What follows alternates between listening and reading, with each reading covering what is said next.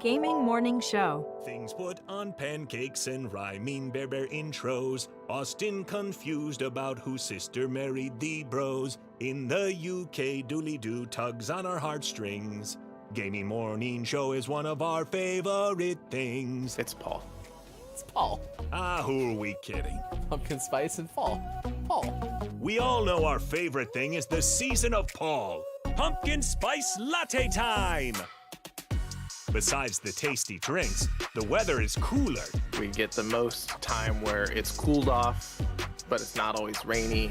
Sometimes it's rainy for part of the day, but then it dries up and it's just a nice, cool, cloudy day. I like that. There's football on. Man, did we have a great football weekend. Both of our teams performed to the tippy top of their tippiest top of performance, and boy, football is fun. That's gotta be enough for all of the hosts of Gaming Morning Show, right? Right? Okay, so when Club Penguin changed, they changed everything. They got more mainstream, and I wrote them an email.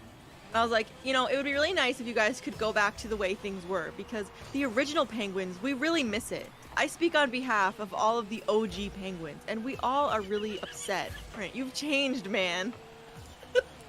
You're the Lorax for Club Penguin. I was. I speak for the Penguins. Well, penguin begins with a P. So, happy Paul, everyone, from all of us at GMS. Broadcasting live from Redner's Rescued Cat Figurine Museum in Menominee Falls, Wisconsin. When Sean Redner told his wife, Hillary, that he wanted to turn their Wisconsin home into a museum of cat figurines, she had a predictable response. We're gonna do what? We'll do that some other time, huh? Okay then. Broadcasting live from the same places they've been since 2020. It's time for Gaming Morning Show. Morning, gamer. Welcome in. It's Gaming Morning Show. Thank you for being here on Tuesday, January 31st, 2023. We're a morning radio show that plays games, Facebook Gaming, Twitch, YouTube, and at gamingmorningshow.tv. Sports.gaming, left side of your screen. I am Hefty Goof. Greetings. It's so good to see you, as we will hang out with you for a total of 3 hours this morning. Our plan is to go all the way till 9 a.m. Pacific time. Our plan is to have a final hour crew where we play Hamster Playground, and our plan is to end up trying to even get more balloons and don't let the person floating from the balloons fall in the monster's mouth. That is, of course, if Sean is game, although I think you're going to be our interpretive dancer for today, which is completely fine too. Either way, that would be cool. I'm good with it. There's balloons. There's a man floating from the balloons. I was a sprinkler. There was a sprinkler going back and forth, wetting the ground around where the monster was, and that's why the monster's trying to get the person floating from the balloons, because otherwise the monster's gonna have to stand in wet grass. And the monster hates wet grass. I gotcha. Yeah, it's the worst. Go lick a tree! So it has to do with wet grass. Oh, because that's the new touch grass. I gotcha. You know, the new touch grass. Sometimes Bob's inflection just cracks me up. You know. Good to see you, Sean. You're wearing red today. What a becoming color. First time. Yeah. Never before seen. Sean in red. Who knew it existed?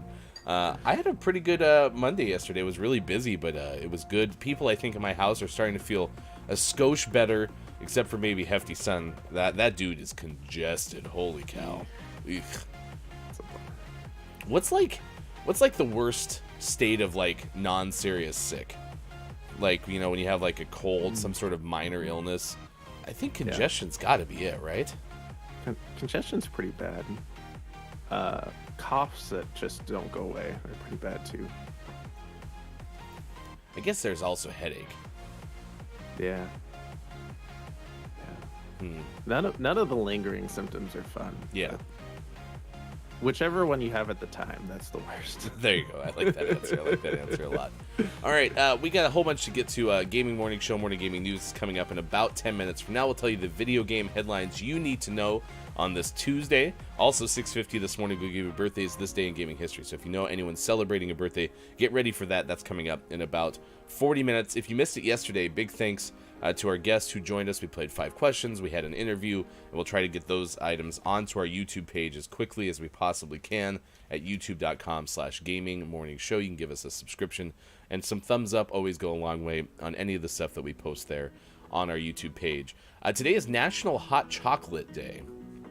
I've been trying to eat less added sugar, and hot chocolate is something that I really, really enjoy.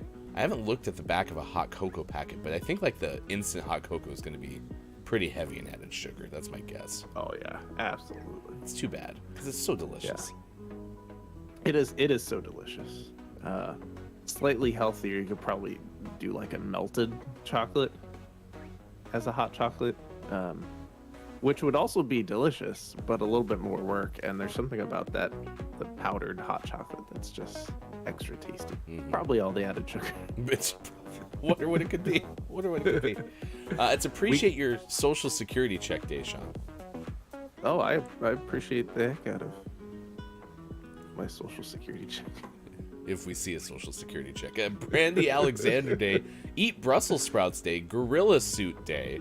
It is Grammy Awards Day. Are the Grammys like this weekend? Was it last weekend? Did I miss it already? I'm confused. I feel like it's still coming. Okay. So it's on the way. Yeah. Grammys edition. February 5th. Oh yeah, Sunday. so that's this weekend. I wonder if it's always the day between the conference championships and the Super Bowl, because that would make sense because it gives CBS, I think, who has the Grammys, like a pretty non-conflicting day to have those awards. It would make sense. Today is also Hell is Freezing Over Day, Hug an Economist Day, Inspire Your Heart with Art Day, International Zebra Day, National Backward Day, National Plan for Vacation Day, and it's National Seth Day. Nice. I remember us talking about National Plan for Vacation Day in the past. You had a plan for a vacation last year. You went to the UK. Do you have a vacation plan for this year? We have smaller vacations planned this year. We're going to be going up to Vancouver, BC for a short vacation. We have a niece who's graduating college down in California. We're going to go down for that. So a couple smaller things like that. No big trips this year. Can I jump in your luggage? Uh-huh. Okay, sweet. We also have a story coming up. Uh-oh. Cheers. Did you tink the microphone? Yeah. Tink. Yeah. It was on purpose, though. Yeah. We like giving you a salute every single morning on this show. Coming up later this hour, Sean, a red panda escapes from a San Diego zoo enclosure. Why are there so many animals getting out of the zoo? Why are there so many? Maybe it's because they don't like to be in the zoo, because they would like to be wild. Perhaps. Man, maybe there were always this many animals escaping from zoos. We're just aware of it now because we talk about it every morning. That's probably true. Next hour, we'll tell you about an Idaho man who sets a new fist bumps world record. Nice. Boop. I actually think this is one we could beat. Absolutely. Well, I think that, and then we're going to read the story and be like, oof, that's a lot of work. Maybe not. We might back out last minute. That's true. All right, let's get you our topic of the day. It is Tuesday, as we mentioned. It is Scotch Tape Day. So we're asking you, what is your favorite tape? And I thought about this, thinking like, okay, this is kind of ridiculous. But the truth of the matter is, there are some tapes that I absolutely despise using. And there are other tapes where I'm like, if I need a tape, this is the tape I'm going to go to. So I'm hoping I'm not alone, but that's at least where I'm coming from with this question. Yeah, I think that makes sense. I've used lots of different tapes in my time. I mean, duct tape's like the easy answer, right? Because it's the cliche fix everything tape. Which is fine. Duct tape's fine. I use a lot of electrical tape as well whilst doing home improvement projects. Good morning, Arturo. But I think my favorite is like either painter's tape or masking tape, because I think those are the ones I use the most for like random things. Like part of my mixer is labeled with masking tape. Okay, so I'm going to go deep into the tape world. My absolute favorite tape to use is something called gaffer's tape. Have you ever used gaffer's tape? Mm-hmm. And you can tell me if you know something that I don't, but my understanding is this is like something that was maybe started to be used on like movie sets originally. Isn't that what a gaffer is? Yeah. And it is the coolest tape in the world because it has like the durability of duct tape, maybe even somewhat Gorilla Tape. It's not that strong, but it doesn't stay stuck to anything. Like you can peel it off 5 days later and there's barely any residue. Unlike masking tape, where if you try to get masking tape off something, especially like audio cables, it's over. There's no chance that you'll ever have that happen. And I have a pet peeve with masking tape. I do like painter's tape quite a bit. I use painter's tape whenever I don't have gaffer's tape in the radio world. But my peeve with masking tape is it always seems to rip too easily. Mm-hmm. Mm-hmm. Well, it's just because you're so strong. Yeah, it's true. Watch out for that. That's what all the masking tape conversations are like. Oh no, he's out there. Be careful. Ah. He's back. Yeah. Mr. Strong Hands. It's true. There's a whole bunch of cases of masking tape just shaking in their masking tape boots. I like how Arturo is just staring at you. Nice try. Like, is this now the morning routine where Arturo will get up, just be looking straight at you and be like, let me out, and then finally just gives up and goes to sleep? Yeah, pretty much. And I tried to let him out this morning. I was up and around with plenty of time. He went to the door. I opened the door, and he poked his head outside, realized it was 20 degrees, and went back inside. So this is his own doing. Good morning, nice chat to Drew Mega, who's in the chat today. Nice chat! Says, my favorite tape is a tie between painter's tape and electrical tape. Mm-hmm, mm-hmm. Electrical tape gets gooey. Electrical tape gets gooey.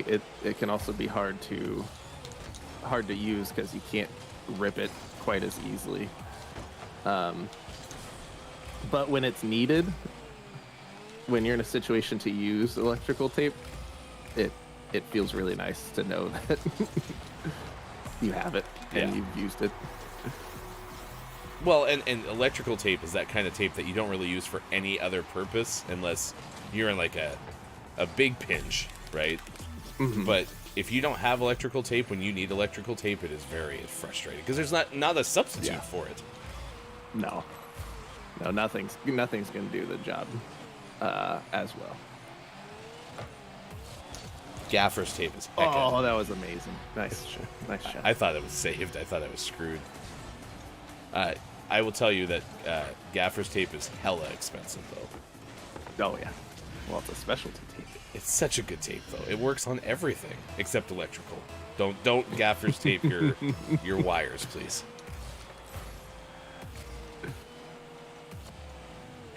Did you see that we're topper buddies today? I did. I like this one. It looks like it. Is this a Rick and Morty thing? I don't think so. I think it's just a generic sci-fi laser blaster thing. Anyone who watches Rick and Morty, let me know.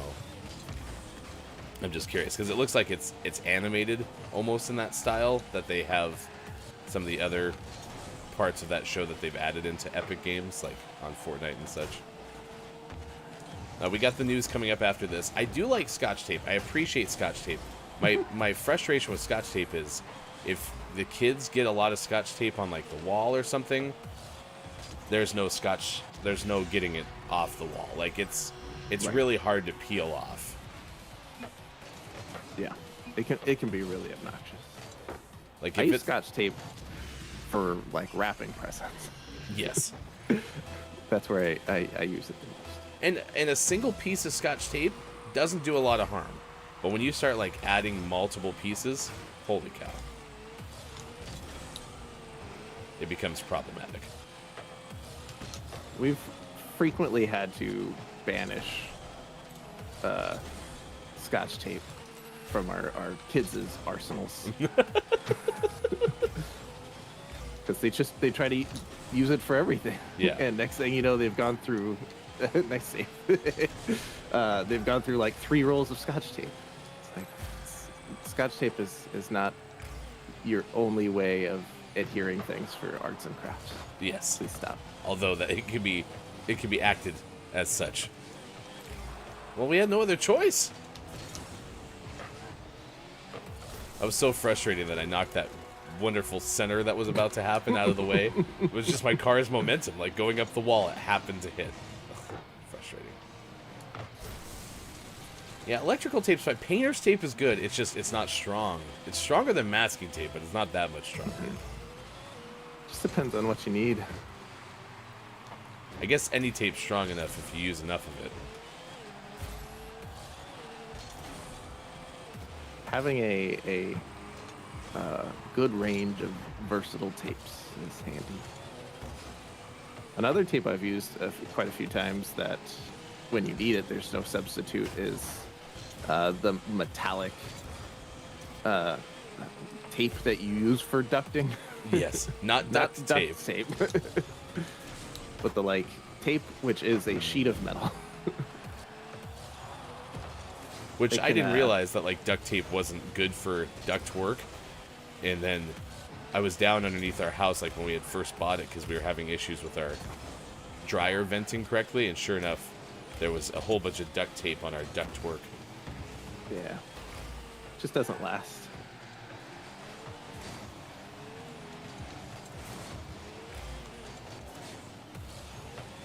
All right, we got the news coming up after this.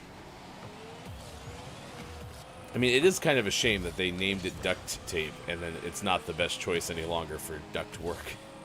It probably was at one point, wasn't it? But probably not anymore. That's my guess. And I mean, I'm going to raise my hand. I thought it was duck tape for the longest time. For sure. I didn't realize it was duct tape.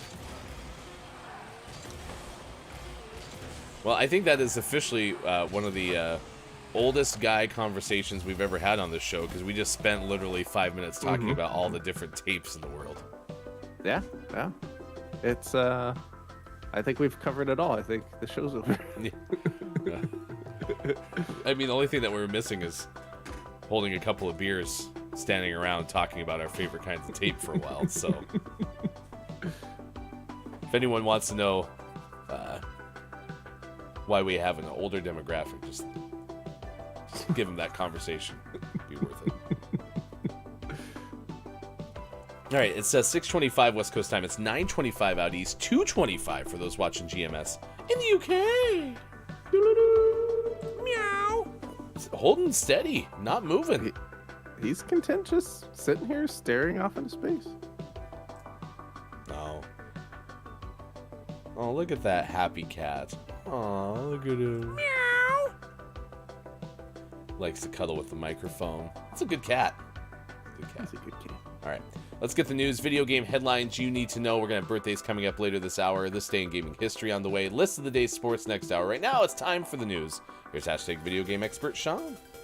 Good morning. It is Tuesday, January 31st, 2023, and this is your gaming morning show, Morning Gaming News. First up this morning, looking forward to summertime. And E3 in 2023 is going to take place in June. But PlayStation, Xbox, and Nintendo are all reportedly skipping E3 this year. This is from Wesley LeBlanc of Game Informer. This isn't unprecedented, at least for PlayStation and Nintendo. They've been skipping E3 the last few years, choosing to do their own things around the same time as E3. Not like the same week lately, but hosting their own events or own digital directs and whatnots, state of plays, if you will, during the late spring, early summertime. But Xbox has been kind of still participating in E3 and kind of starting to do their own thing, like at the same time as E3. So this year, apparently, they're just not even trying. It's E3's gonna be E3 and the big companies are going to just do their own thing whenever they want to.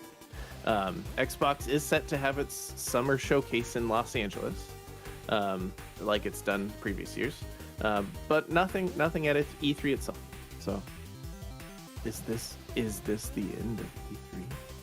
I feel like we've been doing this show for just over 2 years, and we've had this conversation every single time over the last 2 years. I mean, like, I think you've mentioned the pandemic had something to do with a little bit of the churn for E3, but this also has been kind of years in the making, right? Yeah, absolutely. And like I said, that each of the companies have kind of stepped away from E3 in their own ways. PlayStation's had disagreements with the ESA and has stepped fully away from the show since 2019. Nintendo hasn't done like a big show, but they've still been around on the show floor, that kind of stuff. So the conversation about is E3 over, is E3 not what it used to be, has been going on for at least 6 years. So this is nothing new. It's just changing conversations, and it'll be interesting to see what E3 looks like this year with their supposed big comeback to an in-person event. So it's going to be an unusual year regardless. So we'll see what it's like. And I don't think E3's as, if you told me 6 years ago that in 2023 I wasn't going to be as excited about E3 as like its own entity, I wouldn't believe you. But that's kind of where I'm at, because each of the companies have figured out better ways for themselves to do big announcements. And I think that's kind of replaced that E3 mindset. And we still do get fun showcases, just more from the publisher sides than the big three.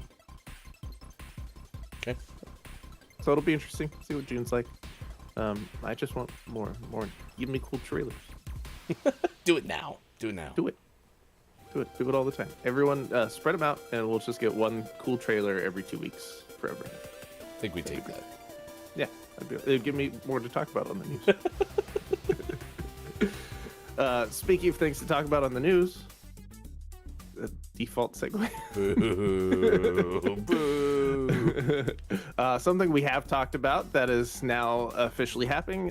That's Marvel Snap's PvP battle mode is going live today. This is from Nicole Carpenter of Polygon. Now you'll be able to go up against your friends, and sometime today, developer Second Dinner has announced that their PvP mode will go live. It was announced first in November, then we've talked about it about a month ago as they narrowed in on the release date, and now we know it's today. Not sure exactly what time. It might even be live now. I don't play Marvel Snap, but I know it exists. I have tried out Marvel Snap. It was fun. And then after one time playing it, I closed it, and then it sat on my phone doing nothing for a long time, and so I deleted it. What a journey that was. Yeah. I don't play a lot of games on my phone. Yeah. No, I mean, if that's not something you regularly do, then it's hard to kind of make that habit, right? And like you've said, I mean, you have access when you have time for gaming to actually like sit down and then go into your consoles and such. So, it's not a game that would appeal to me, but I mean, listen, it's all over the place. We have numerous folks from the audience who keep bringing up Marvel Snap over and over, so I imagine this kind of mode is pretty exciting for them. Yeah, it should be fun. A way to, play with your friends. This should be good. It's also available on Steam, and I always forget that. But sitting down on your computer, playing a game like this against friends on like Discord, that could be fun. I'm probably still not gonna do it. But Listen, see, we just for someone it's fun. GMS event. Mm-hmm. Man, do I have a Marvel Revelation story to tell you after the news? By the way, Oh boy. just you wait. In our last news story, it's about the end of November or end of January. It's way past the end of November. So it's time to talk about all of the games coming out in February. This time is Xbox Games with Gold. The games for February 2023 have been announced. This is from Ryan Dinsdale of IGN. We have 2 games on the lineup for February, and that includes For the King. For the King is going to be available from February 1st through February 28th. It was originally launched in 2018. It's a roguelike RPG that lets players explore procedurally generated levels on an adventure to avenge their murdered king. For the King, available all month. And Guts and Goals will be available starting mid-month, February 16th through March 15th. Guts and Goals came out a little later in 2021 and blends together top-down soccer action with beat-em-up gameplay. You can play locally or online. So that one sounds pretty neat. So those are available with Xbox Games with Gold for February of 2020. We just showed a tweet from Polygon that had the image of one of the games. There's like a polar bear involved. That one kind of looks cool. Nice. I feel like the polar bear could fit in either of those games. Maybe it's just a Coca-Cola ad. That could be. Do you feel thirsty for a Coke? I mean, they don't usually have like a polar bear with like demonic red eyes, so I'm guessing this wasn't signed off by the Coke folks, but also I hope that is the name of like the people who work internally at Coca-Cola, the Coke folks. Coke folks. Coke folks. Coke floats. Nah. And always last but not least, we finish off today's Gaming Morning Show, Morning Gaming News with the world-renowned segment within a segment where we take a look at what is out today, like 8-Bit Adventures 2 out on PC, Age of Empires 2 Definitive Edition out on Xbox Series S/X, Raiden 4 X Mikado Remix out on PC, Season, A Letter to the Future is out on PlayStation 4, PlayStation 5, and PC. Stray Light is out on PlayStation 4. Super Fuse is out on PC. We Were Here Forever is out on PlayStation 4, PlayStation 5, Xbox One, Xbox Series X/S. And for the most prestigious award in video game focused morning shows, your favorite segment within a segment, today's name of the morning goes to Inkulinati. Inkulinati out on Xbox One, Xbox Series S/X, and PC. I mean, if you can't say it, you expect me to be able to say it? Yeah, I picked it to make you say it. Oh, great. Inkulinati. I don't like these ulterior motives of yours sometimes. Here we go. Inkulinati. Ooh, crushed it. Nailed it. First try. Now roll the R. Hey, listen, apparently I'm becoming a master of that. Who knew? Inclinati, it is our name of the morning, could become name of the month. In fact, we are done with January. That was our last name of the morning for the month of January, which means next week we will unveil our finalists for name of the month for the month of January. We still do owe you, and this kind of got lost in everyone getting ill and missing some shows and such. We still owe you a fulfillment appreciation name of the month giveaway, which we will put on our social media channels. You can find more in our Discord as well. Just go to GMS.watch, click on where to find GMS, and you can find all of the places that you can follow us and hear about when this is unveiled. But all of that to say, we will have a name of the month giveaway coming up soon for everybody, and if you're a Patreon subscriber, you'll have a chance to win our January name of the month immediately by going to patreon.com/gamingmorningshow and signing up. Subscriptions are $12 a month, and it gives you access to our GMS emotes, which you can also find at sports.gaming's channel on Twitch. All of that just to tell you, thank you for being part of the show, and thank you to our nearly 30 Patreon subscribers as well. It really does mean a lot. Thank you for your support of GMS. That's the news. Thank you, Sean. You bet. Thank you. All right, 6:36. Yesterday was Thor. So Hefty Daughter's going through all of the Marvel movies, and this started because missed a big important moment in her life. Everything was kind of a bummer, and so we had talked about doing this over the summer. She and I were going to watch all the movies together, and then every time we sat down to try to do it, wasn't something that she wanted to do at the time, so we didn't do it. So here we are now. We've watched Iron Man, and by we, she has. We've watched Iron Man 2, and by we, she has, and I watched 20 minutes of it. And then yesterday, I sat down and watched maybe 35 minutes of Thor. Mm-hmm. So, pretty much know everything about the Marvel movies now, Nice. which is the segue from Marvel Snap. But something I learned yesterday.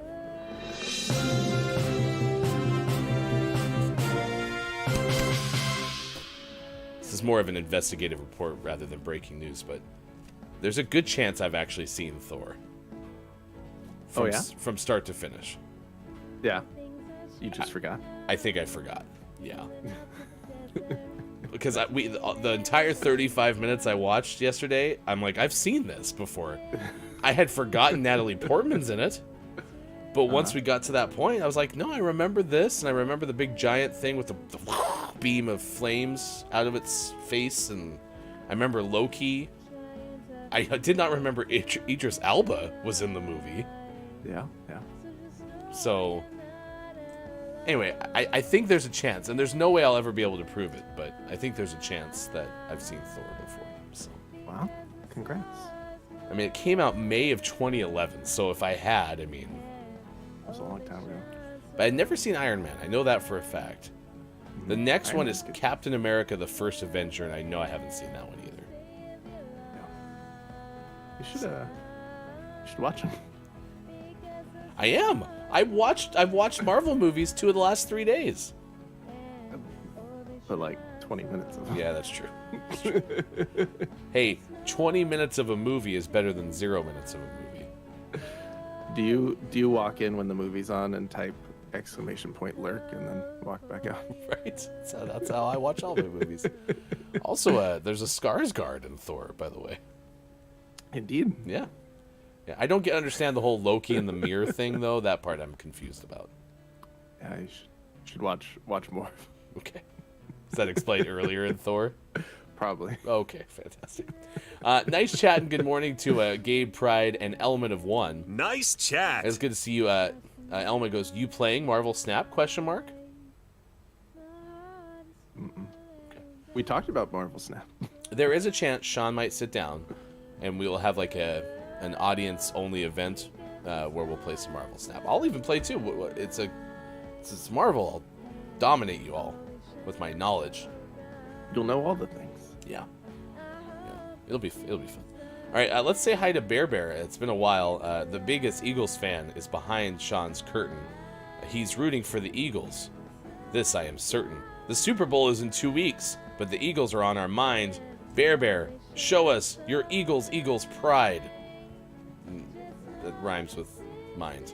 Pride, mind.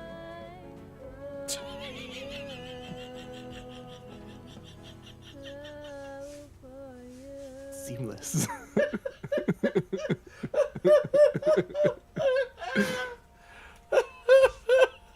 Good job, I'm just Bear glad Bear. I'm just glad I remembered which order they were. That was the best Bear Bear reveal ever. Oh my gosh. Good stuff. Yeah, I'm still on board for the Eagles. Are you going to root with me, or do you have a reason to root for the Chiefs? No, I'll root for the Eagles. I appreciate that. Thank you very much. I mean, it does help that I don't think we've met a whole bunch of Chiefs fans. I think Retro Hitch might be the one that comes into our chat every once in a while and says, go Chiefs, but... Right. And I know one Chiefs fan from like our extended family, but I would have no reason to root for them. Oh, yeah. No. I have way too many Eagles fans in my life, and the Eagles are not in the AFC West, so sorry. Get wrecked. All right, it's time to check and see what we're tracking at this hour. You can news if you wanna. It's a morning radio show that plays games. It is Tuesday, January 31st, 2023, and this is the story that we're tracking at this hour. We have, I think Sean hit this on the head earlier, that we just happen to know that more animals are escaping from zoos than we probably did in the past because we're plugged into UPI so much, and we hear so much more about animals escaping from zoos. Yep. This one's one of the adorablest animals to escape from the zoo, though. It's about a red panda. This story comes to us courtesy of Sherry Walsh of UPI today. A red panda surprised visitors at the San Diego Zoo when it climbed a tree and escaped its enclosures before zookeepers were able to lure it back. So, also, this is not one of those, like, ongoing escaped animal stories. This is, oh yeah, we got it resolved, like, in 5 minutes. Everything was fine. Hey, look, that animal's out. Okay, let me get it. Okay, we're good. I'm going to go take a coffee break now. You did good work. Yeah, thank you. Appreciate it. 2-year-old red panda scaled a tree on Sunday and then jumped to another tree outside of her enclosed open-air habitat in front of surprised onlookers. maybe they should space those trees out a little bit better. That sounds like it. Seems like this was avoidable. The sad part was on the other side of the tree. It was actually into the lion's enclosure, so that could have been bad. Yikes.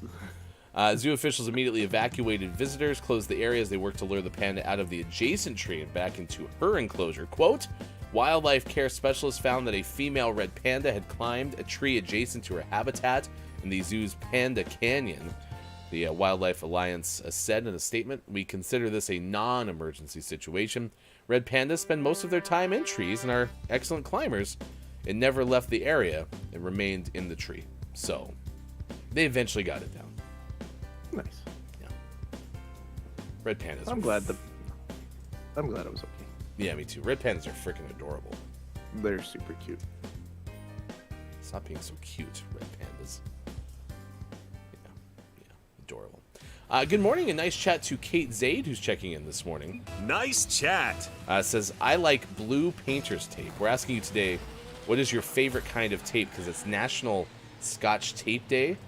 Painter's tape's been getting some love this morning. Yeah, it's useful. Well, and Kate Zaid is a cosplay content creator on TikTok. And so I imagine painter's tape comes in very handy for that kind of work. I would think so.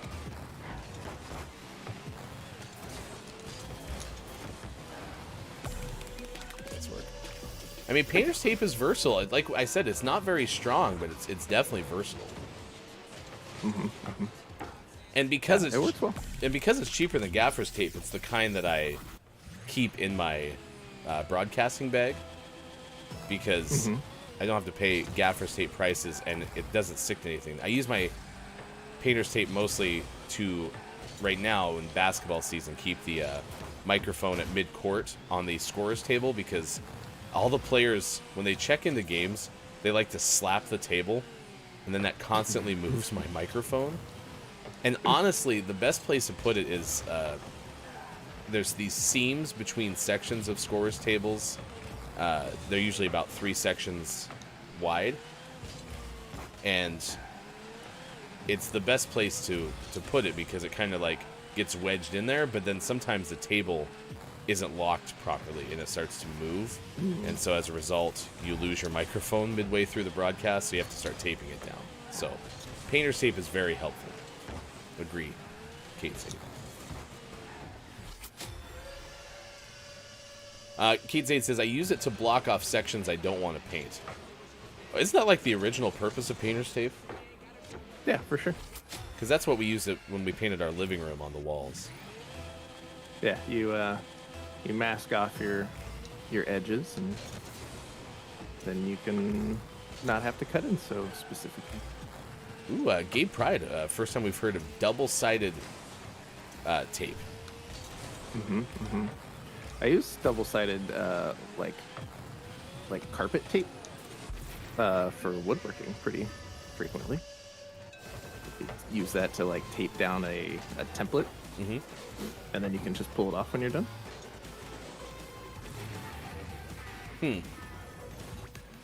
Carpet tape.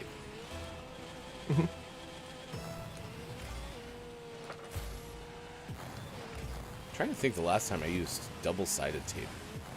And by the way, I always call it double-sided sticky tape, even though isn't tape like almost by definition sticky? Yeah, double-sided not sticky tape is just paper.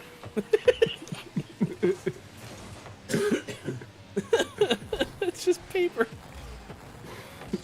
I wonder where I came up with that. Why do I call it double-sided sticky tape? That's definitely what I call it all of the time. Nice shot. Thank you. Double-sided sticky tape. It's not sticky. It's just paper. It's a takeaway that's pretty okay. We got birthdays coming up after this game of Rocket League, but yeah, gaffer's tape, y'all. If you've never bought gaffer's tape, go and find yourself some expensive gaffer's tape right now. You can get it on Amazon. Once you use it, you'll be like, this is the filet mignon of tape. Or maybe don't use it, because if you've been fine without it this far, Maybe don't introduce it to yourself and be like, well, now I just want gaffer's tape. It'll change your life. And you'll never be able to go back. Although I have found there's, I think, actually, maybe it's a company that is called Gaffers. Nah, that's probably not true. I think it is still the type of tape. But there's one brand that's like amazingly good, and then there's some like other types of Gaffers tape that actually are not very good at all. They don't stick to anything. So, buyer beware. Kate Price says, I know of one non-stick tape, measuring tape. Nice. Measuring tape. It's good. I use my tape measure a lot. Non-double-sided Sure. sticky tape is paper. That's so true.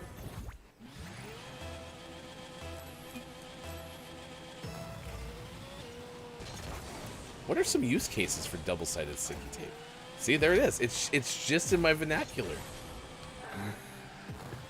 Like, yeah, usually like you know, push two pieces of something together. That's where I used to use it, like, in cord management, but I think I'm making that up now. I think I was just using, like, command strips, basically.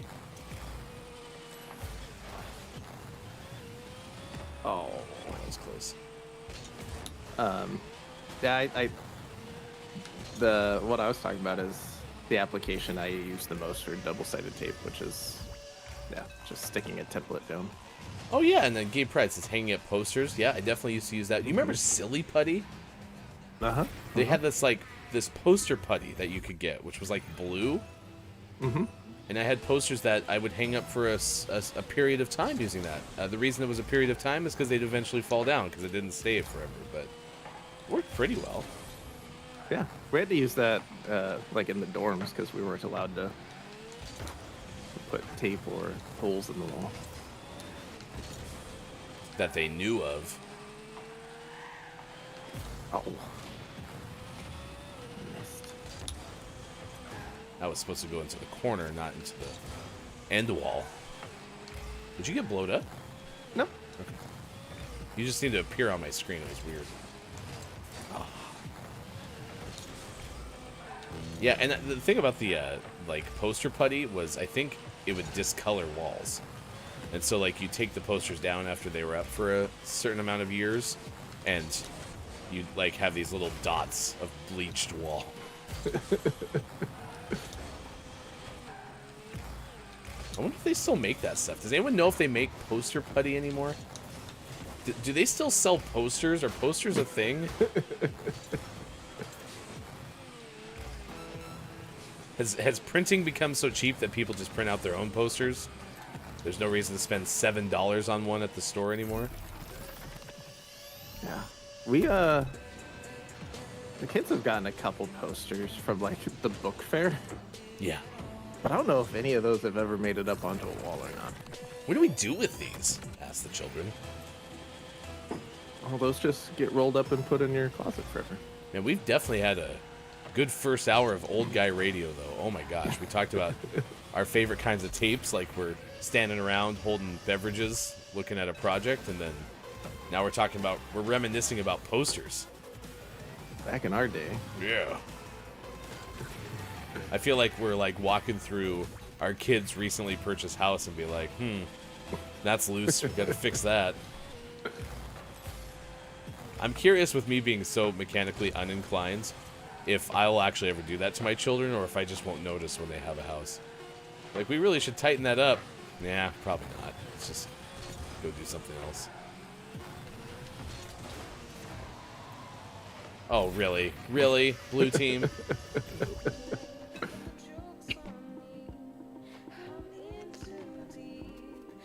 Yep, we're losers. It's okay. We'll handle it. Thank you for being here. 6:51 West Coast time, 9:51 out east. It's 2:51 for those watching GMS in the UK.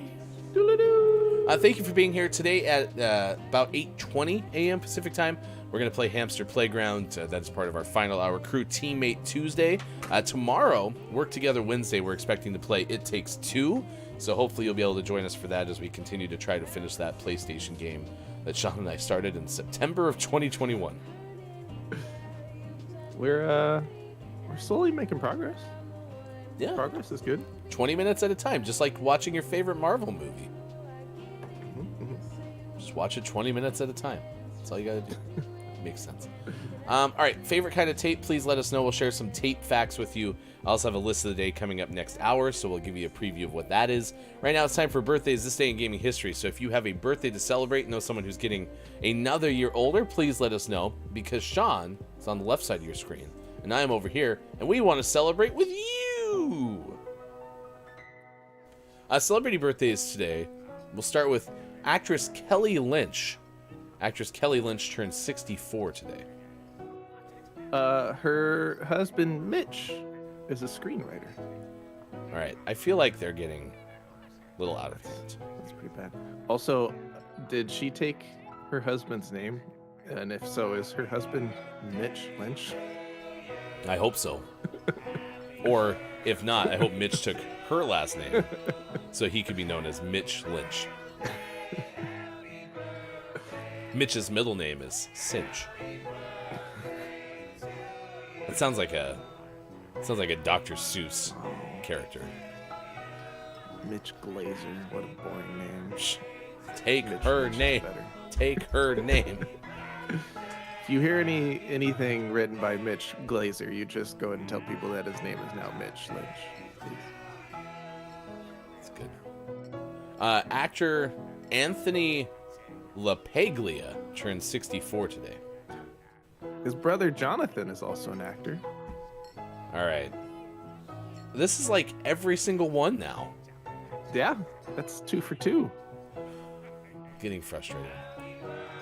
Will that make us stop doing birthdays? No. But we're not going to like it. Damn it. Actress Minnie Driver is 53 today. She recently appeared in the Netflix miniseries The Witcher: Blood Origin. Wait, so is it about her? Is it a mini series? Like it's only set for a certain amount of time and they're not going to do extra seasons of it? The Blood Origin is. Yeah. Oh, I didn't know that. Yeah. Is the original Witcher series still going? Allegedly, with the new The Witcher. Yeah, that was the whole Liam Hemsworth, right? Yeah. Did you know Chris Hemsworth is in Thor? Yeah. Yeah. It's amazing how that works. Actress Portia de Rossi turns 50 today. She changed her name when she was a teen. What was Portia de Rossi's original name? I don't know. Is that something that's publicly available on the internet? Probably. And her name's Portia. Okay. Wait, that's how you say it, is Portia? Yeah. Not Portia? Nope. Okay. She was born Amanda Lee Rogers. Wait, according to Wikipedia, she's married to Ellen. Yeah. Who knew? Probably many people. Comedian Bobby Moynihan turns 46. He reprised his dancing skeleton role in last year's SNL Halloween episode. Man, they really went and tried to make another great David S. Pumpkin skit, and it wasn't the same. They should have just left the original, called it good. Yeah, it wasn't the same. I am glad they tried though, because the fact that they remember and still care. Like maybe they'll just keep trying every few years, and then we'll eventually get a really good one again. I remember I don't watch Saturday Night Live. I don't like tune into it on my TV. I usually watch it on YouTube the next day, and I was watching that episode, the original, David S. Pumpkin skit, and I'm just sitting there going like, this is hilarious. This is the best thing from this episode, and I was happy that it kind of caught fire because it was that good. What's with the skeletons? Part of it. So good. Actress Kerry Washington turns 46 today. Carrie voiced a car in the sequel Cars 3. That makes it sound like Kerry Washington voiced like just a generic car. Is that the case? I don't remember. Well, now I'm gonna look. I think she voiced the The yellow car? yeah. Like the understudy who eventually replaced Lightning McQueen, right? Yeah. That's my guess. I want to agree with you, so I'm gonna look it up.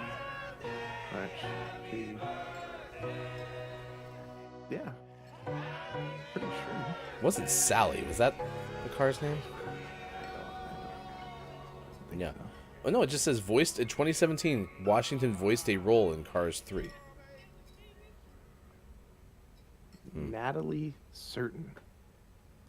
That was the name of the car? Yeah.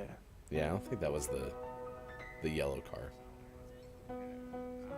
All right, we're gonna have to rewatch Cars 3. We'll get our best people on this chat. Singer Justin Timberlake turns 42 today. Never heard of him. He once performed an Alan Jackson song on Star Search. I didn't think that's what that said. I thought it said once performed as Alan Jackson. I wish they would tell you which character in Cars and which Alan Jackson song. Give us more detail, damn it. Singer Marcus Mumford turns 36 today. He has been married to actress Carey Mulligan since 2012. So is this Mumford or and Son? He might be and. Represents the ampersand. Yeah, I like that. All right. Any other birthdays? Today was Jackie Robinson's birthday. Is that true? I thought Jackie Robinson's birthday was on April 15th, which is why they celebrate Jackie Robinson Day. I mean, obviously it's not baseball season. Let me check the calendar. Yeah, it's not baseball season. So that's not the case. I thought Jackie Robinson's birthday was on April 15th. Still with us birthdays, though. Nolan Ryan, longtime Major League Baseball pitcher, 76. And Bret the Hitman Hart, who I think was my first, if I was being honest with you, my first favorite professional wrestler. If it wasn't him, it was The Undertaker. 66 today. Nice. So, catching up, Jackie Robinson Day is on April 15th because that's when he took the field as first baseman for the Brooklyn Dodgers. Okay. So that makes sense. Told you we'd have our best people on it. Yeah.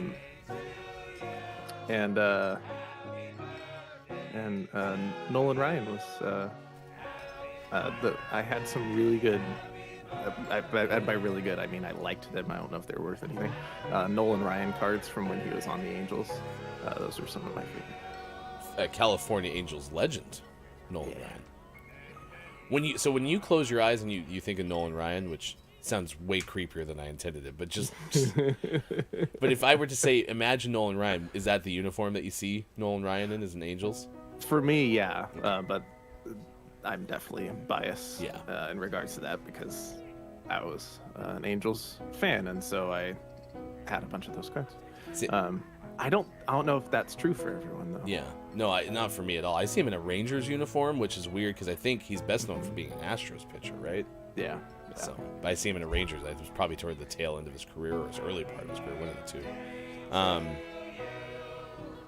Yeah, I don't see really anyone else. Singer Harry Wayne Casey of Casey and the Sunshine Band is 72. That's not. Was KC and the Sunshine Band, the letters K and C, supposed to be a play on the last name Casey? I'm guessing. I think so. You think so? Yeah, I'm making you do way too much Googling today. Come on. While I look it up, I can tell you that I played a halftime show with Casey and the Sunshine Band. Oh, really? Yeah. Was Harry Wayne there? Yeah. Harry Wayne Casey is like the main act. It is a play on his name. A fan of Hildart Duff and Harry Clarence Styles. No, Harry Wayne Casey. He's from the neighboring town. Right. Toadsuck. Yeah. Frog Suck, Arkansas. Also, last one. Frog Blow.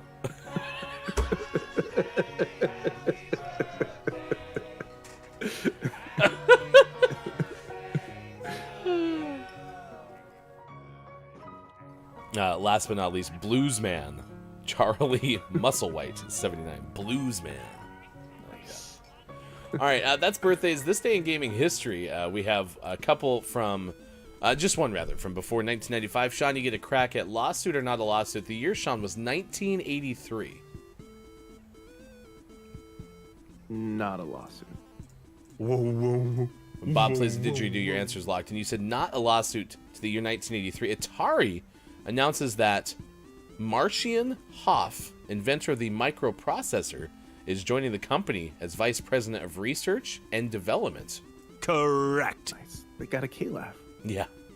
Well, I don't know if you've ever heard this before, but Marcian Hoff is the K-Laugh of microprocessors. It's well known. Well known. Yeah, it's a moniker. 1997, Square announced Final Fantasy VII for PlayStation in Japan. In the year 2000, Activision releases Disney's Tarzan video game. That was for Nintendo 64 and Game Boy Color. In 2012, Square Enix releases Final Fantasy 13-2. That was available for PlayStation 3 and Xbox 360. Was it the second iteration? Was it a half game? It was kind of a half game. It was a they found some success with 13, so they didn't want to move on to 14. So they did 13-2. Nice chat and good morning to It's Copia. Nice chat. Thank you for being here. It's also the guy who I used to buy Pokemon card collectors tins and boxes from before I found somewhere cheaper, but who now owns his physical shop selling said cards, which is pretty okay's birthday today. Well, to you, guy who I used to buy Pokemon card collectors tins and boxes from before I found somewhere cheaper, but who now owns his own physical shop selling said cards, which is pretty okay. It's your birthday song. It isn't very long. Doot, doot. His name is longer than his song. That's true. It's true. Fair enough, though. Kopi, who's a big wrestling fan, said Bret Hart, it was the best birthday there was, the best birthday there is, and the best birthday there will ever be. That was a tagline. All right, we got to get out. We'll come back with our second hour next. Includes a list of the day, fun facts about Scotch Tape. Can facts about Scotch Tape be fun? We'll find out. That's coming up next hour. We'll also have sports. It's all ahead. Thank you for being with us. Tuesday, January 31st, 2023. Facebook Gaming, Twitch, YouTube, Twitter Spaces, GamingMorningShow.tv. Let you let it go. Taking a step down from heaven, 'cause you didn't know. I've swung so far and survived it. Couldn't you just do the same and make happen all the dreams that you let go? I'll be with you the whole way. I'll be in your heart, because my love is here to stay. It was from the start. Makes sense because Oh, look at that! Oh man, the time has gone so fast. I gotta go. Sorry, it's been. Whew. I got a business call. Oh man, what else? Oh yeah, no, lots of things. My watch just said there's stuff happening. we wish that could be an excuse, but remember, we have a doctor. Doctor can write a note for anything. No, these are like unbreak. Like this one right here. Hold on. This one says, "Oh no, sorry, Mike's got to go do the thing." Where he goes to the place and then like walks away from the show while you're eating the crappy things. What if Mike got a doctor's note to get out of this?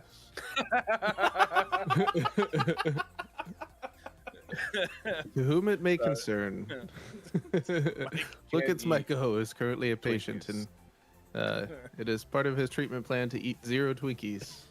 Oh my goodness, that's really funny. Keith was flipping through it and was just looking at page numbers. Was like, I'm not filling out 20 pages. But if it actually flipped and looked at what they were asking for, it would have been a lot easier. The questions were just really, really easy. Like, what's your favorite color? Have you ever eaten ramen noodles? Do you like horses? Like, those were the questions. That's awesome. Top of the Morons to you, Super Funny. Good morning. Do you remember Press Your Luck? Vaguely. That was the one with the whammies. Yep. Big bucks, no whammy.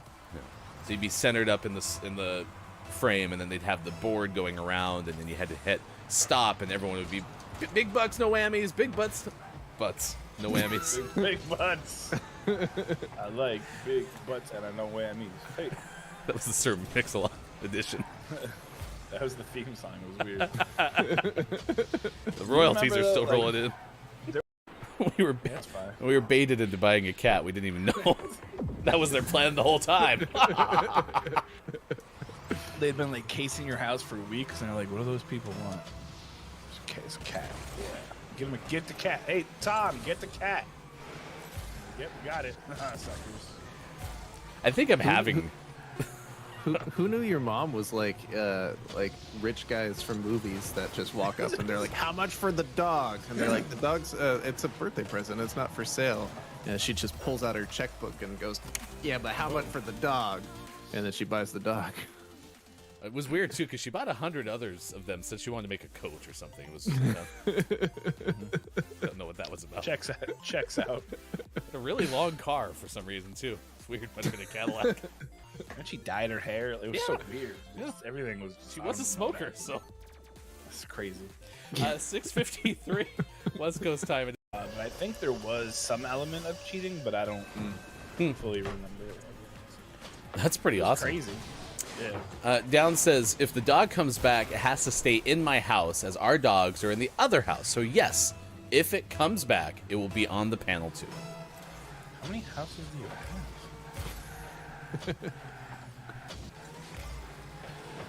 Wait, do you share the house with your neighbors, but you still call them like your neighbors as if they're in a separate part?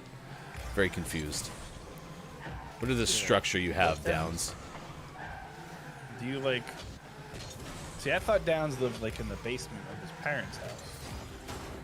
But does Downs have a separate house where there's a stinky dog too? Does Downs just call his parents his neighbors? Is this just your parents' dog? It's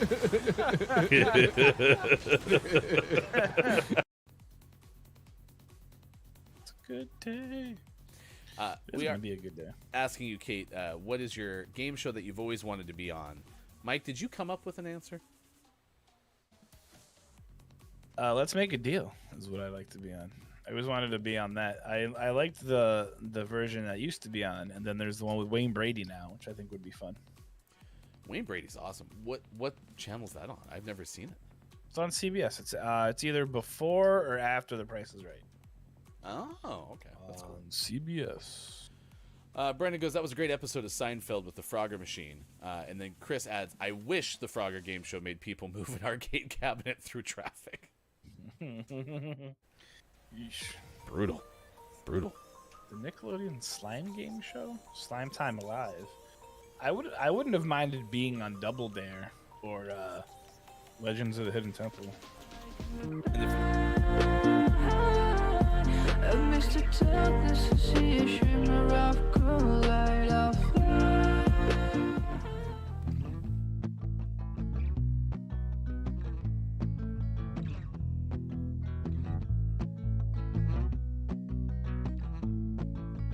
Tell your friends, tell your mom, Gaming Morning Show is on 6 to 9 a.m. Pacific.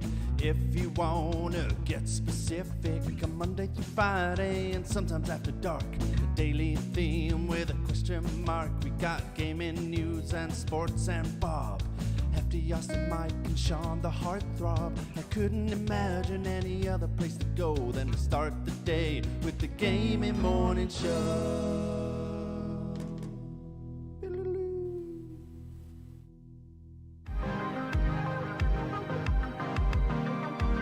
Take Gaming Morning Show with you on Twitter Spaces. Find us at Watch GMS on Twitter and listen while scrolling your feed. Or try audio only on Twitch.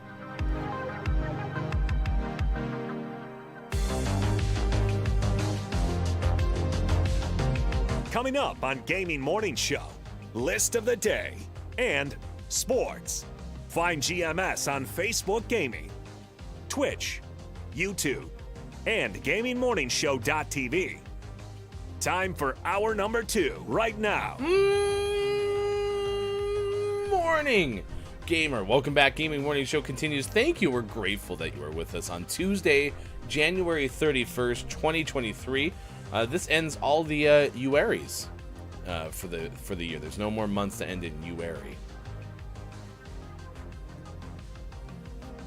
Yeah, I think you're right. Checks out. No, if you think about it, there's not a single one that's remaining. So, Other than July, you worry. July Uary. Yeah, it's a good month. Good month of July Uary. You're looking forward to the summer.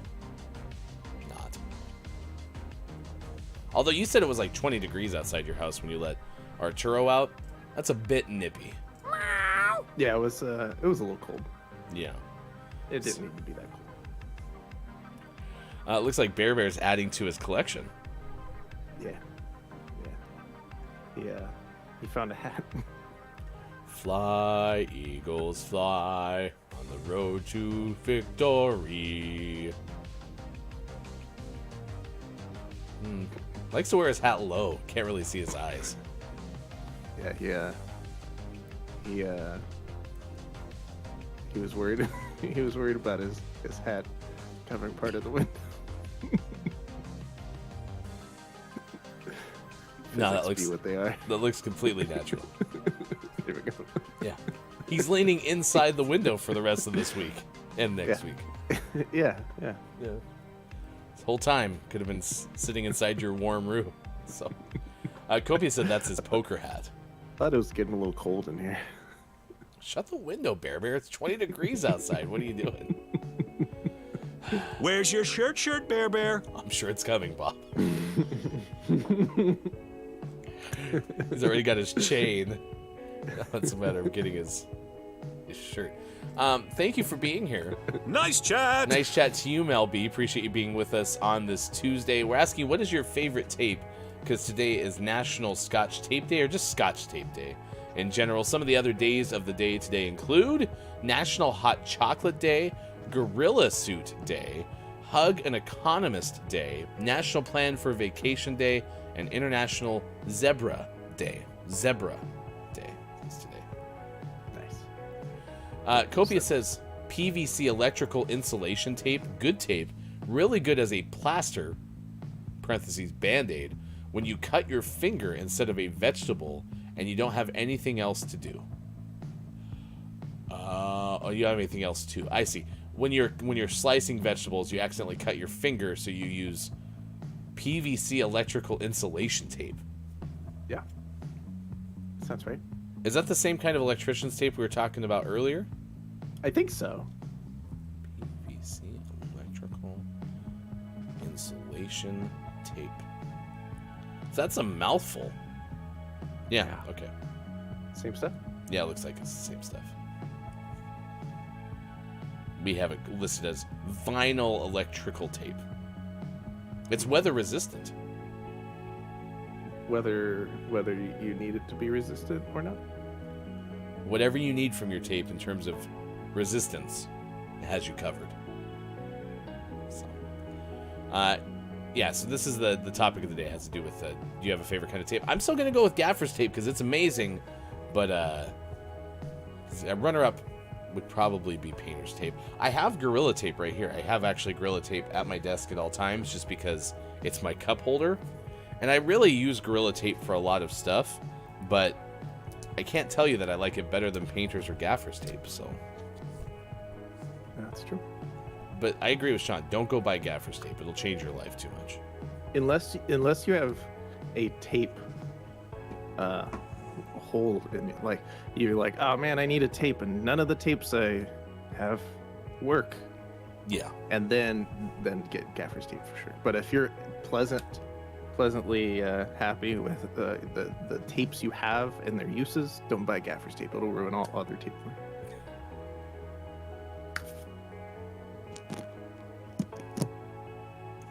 Uh-oh. GMS ASMR. We're in your ears.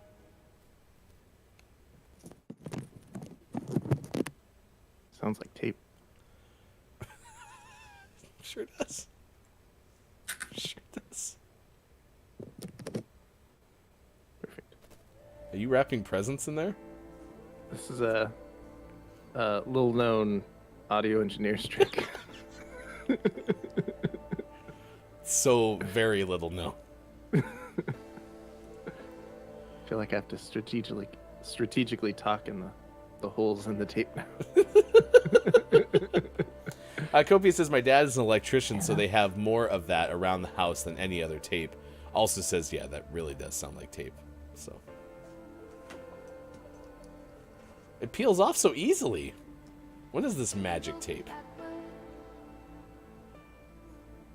Oh my gosh, I don't like that. Nope, don't like that. What is happening? No. I'm a ghost. At least we just learned what you can do with Scotch tape on a green screen now. I had to gingerly take it off. The last time I messed with my camera, it flew to the ground. Copia says tape is microphone's band-aid. That's true. That's true. It's like a puzzle now. It comes off so easily. Look at that. You didn't have to like get your nail underneath it or anything. That's the worst part about Scotch tape. Yeah. Sure. It's also an exfoliant. Wow.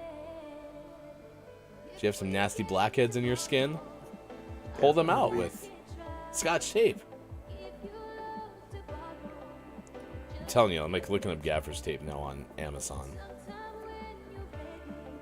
Your skin looks so clear. Yeah, I mean, you're looking at like $14 for a 2-roll pack, 30 yards worth. I mean, it's so expensive. It's pricey. But it's amazing. That's why you don't buy it unless you have a need. Yeah, it's Scotch tape. Perfect for waxing your forehead, says Copia. We're laser blaster twins. Pew, pew, pew, pew, pew. Wait, do you have a... Oh, you have a flame on your antenna. Yeah, I have a like a half burned out match. It looked like it was the front of the like blaster, and so I was like, "How'd you get that? Could you combine toppers?" I was super jealous. It's funny though because my antenna is a snowflake snowflake. So we're fire and ice. Nice. Mel B says, today is also hot chocolate day. I will definitely celebrate that afterward. As you should. What's for breakfast? Sean and I were talking in the first hour about hot chocolate and how we like the little packets of hot chocolate instead of doing... Well, okay, the melting of it is good too. It just takes too long. But there's some about the powder that's delicious, and we concluded it was just all the extra sugar. Sugar is tasty. It is. My daughter on Sunday made Play-Doh cookies and then baked them yesterday. And like I said, I've been trying to like almost eliminate added sugar from my life because I just need a dietary win, and that's the one I'm picking right now. And I saw those and I was like, see, this is hefty. This is where you'd sit here and eat like 40 of those right now. So I had one because I wanted to give my daughter credit for making cookies and make sure that she saw me eat one, and then I'm gonna try to avoid them, but they're very good Play-Doh cookies. I did get a new coffee, by the way.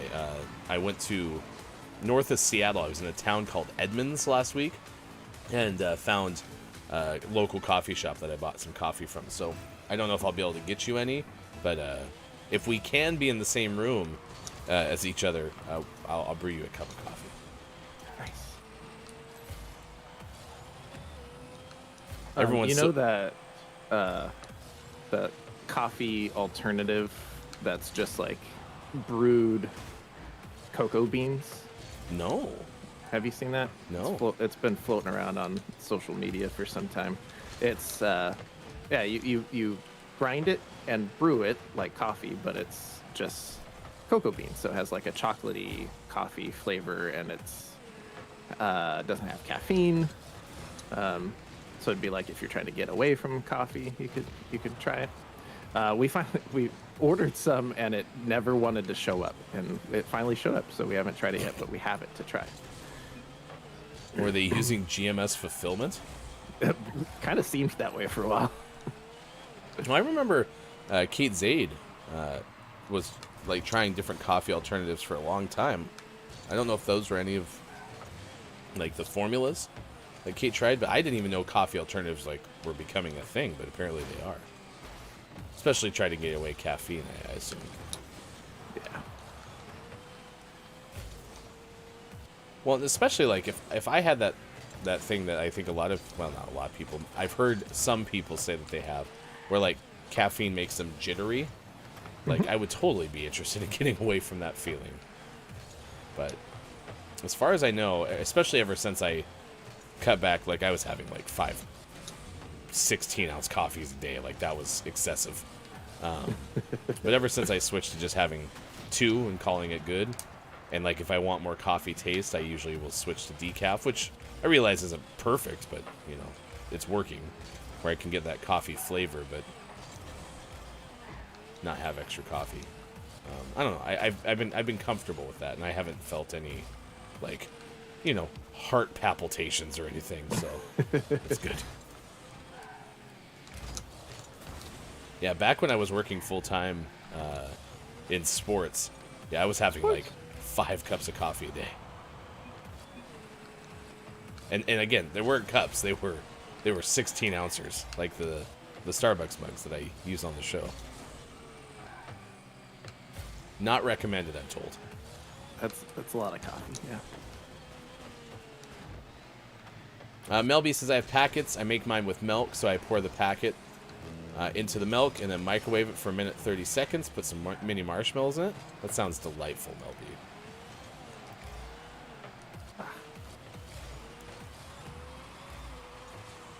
Ah, that's how they scored their other goal. I'm telling you, we have the worst luck on that.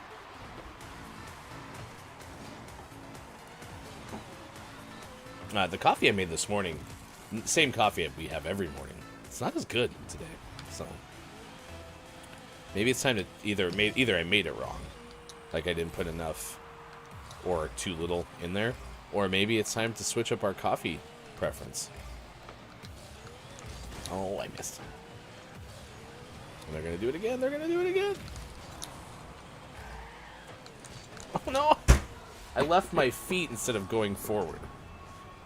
And by my feet, I mean my wheels. Right here, I was trying to spin forward, and I jumped up in the air. Boop.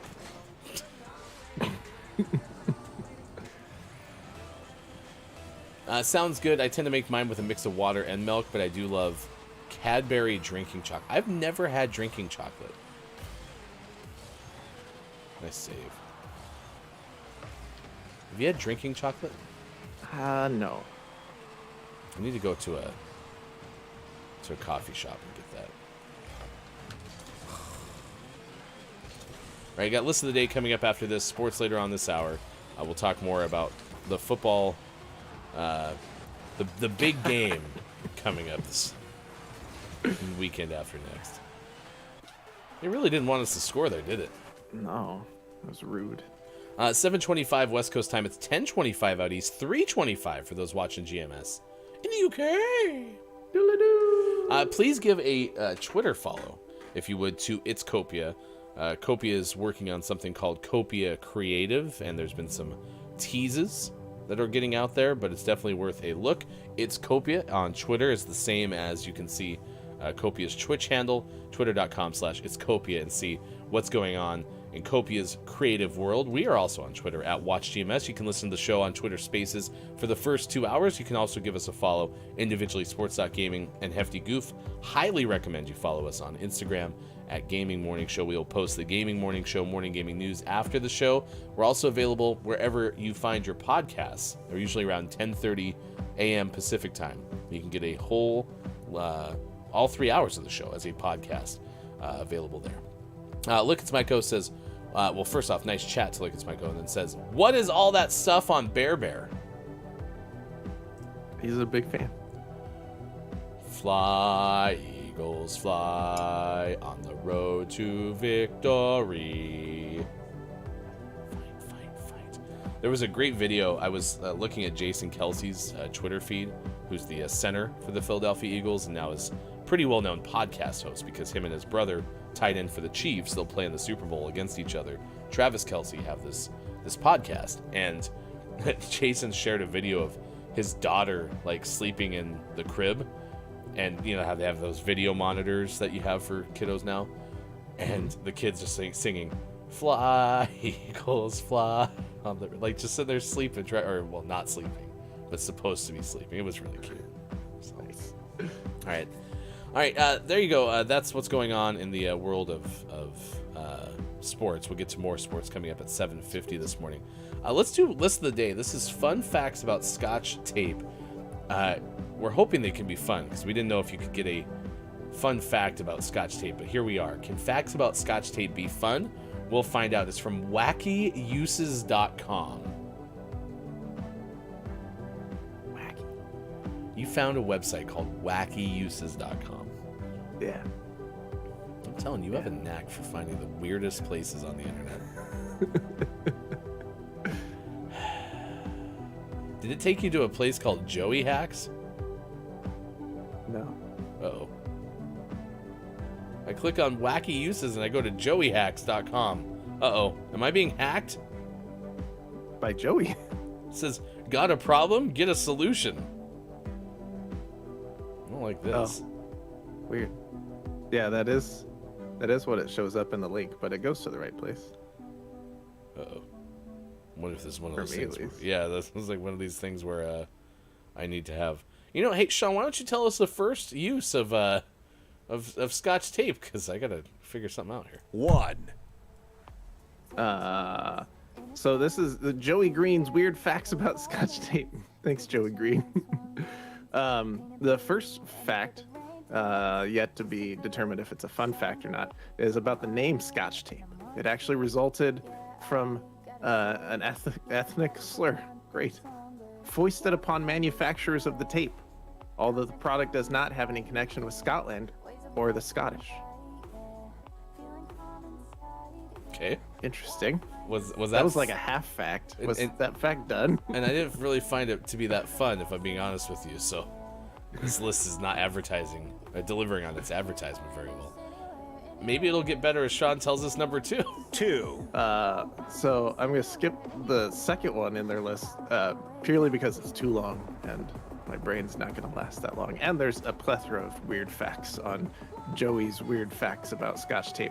So number 2 for us is in 1929, the Flaxlanum Company asked 3M to develop a water and odor-proof tape to seal the wrapping on insulation slabs in railroad refrigerator cars. Drew coated DuPont's new moisture-proof cellophane with a rubber-based adhesive, which, while not strong enough for insulated slabs, was marketed as Scotch Tape to the trade as the only natural transparent quick seal for cellophane. Wow. What an amazing fun fact, Sean. It's pretty good. All right. Pretty good. Number 3 on this list. 3. After cows ate the resin-coated fabric on the rudder section of a 1946 Taylorcraft airplane, the plane's owner, Edward Bridwell, used Scotch Tape to repair it. Nice. So did they only have to replace the fabric? There wasn't like a hole in the airplane and they decided to use Scotch Tape, right? No, I think there was a hole in the airplane and they used Scotch Tape. This was a 1946 Taylorcraft, and as we know, they didn't need much durability back then. Yeah, no, Probably. Scotch Tape is fine. 4. Ornithologists have used Scotch Tape to cover cracks in the soft shells of fertilized pigeon eggs, allowing the eggs to hatch. You can 5. fix eggs with it. You can fix eggs, airplanes. Apparently, you can fix walls. According to wackyuses.com, landlords in Bangkok, Thailand have used Scotch Tape to repair cracks in the walls of tenants' apartments. Nice. No. Get some putty or something, So, man. so useful. Scotch tape fixes everything. I'm gonna put a new nail in this patched wall. I'm sure it'll be fine. Where'd the nail go? It went right through the wall. This is weird. 6, Number 6, this one's good because the end of Scotch tape tends to stick to the roll, camouflaged by its transparency. John A. Borden, a 3M sales manager, invented the tape dispenser with a ledge to keep the end of the tape away from the roll and incorporating a serrated edge to cut the tape.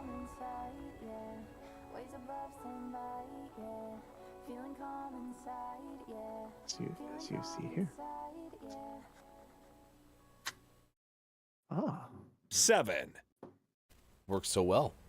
it works so well. During the Depression, banks used Scotch tape to mend torn currency. That practice continues to this day. Seriously, like I've gotten many Scotch tape, not even just dollar bill. I've gotten some Scotch tape 20s before. I think you only still need to have over half the bill for it to be counted, right? Yeah, that sounds right. And that's why they have the serial numbers on both sides. 8, Number 8, during World War II, 3M stopped selling Scotch tape to civilians because the military wanted all of it. At least one American munitions factory used transparent tape as a conveyor belt to move bullets. Because the military wanted it all. Our tape now. Speaking of World War II, 9, England's Ministry of Wacky Uses Defense, I repeat, England's Ministry of Wacky Uses Defense used more than 10 million yards on windows to minimize flying glass during air raids. I'm beginning to wonder if these are all actual facts. Hard to say. Could someone point me to the direction of the England's Ministry of Wacky Uses Defense? 1, 0, Number 10, I have a few to choose from. I'm going to go with this one. Scotch tape has been used as an anti-corrosive shield on the Goodyear blimp. I'm a little bit concerned about how many objects that fly in the air that we're just using we're using the same way that we patch like inflatable pool toys. Yeah, I'm sure it's fine. It's a little concerning, to be honest. It'll be All right, there you go. Fun facts about Scotch tape. Facts about Scotch tape be fun? We'll find out. I don't know if they were in fact fun. fine. No, I don't think so. They were facts, maybe. Thank you, Joey Green. Also, if you're wondering, Scotch is a registered trademark of 3M.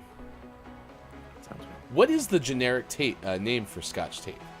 Cellophane tape, Oh, okay. I think.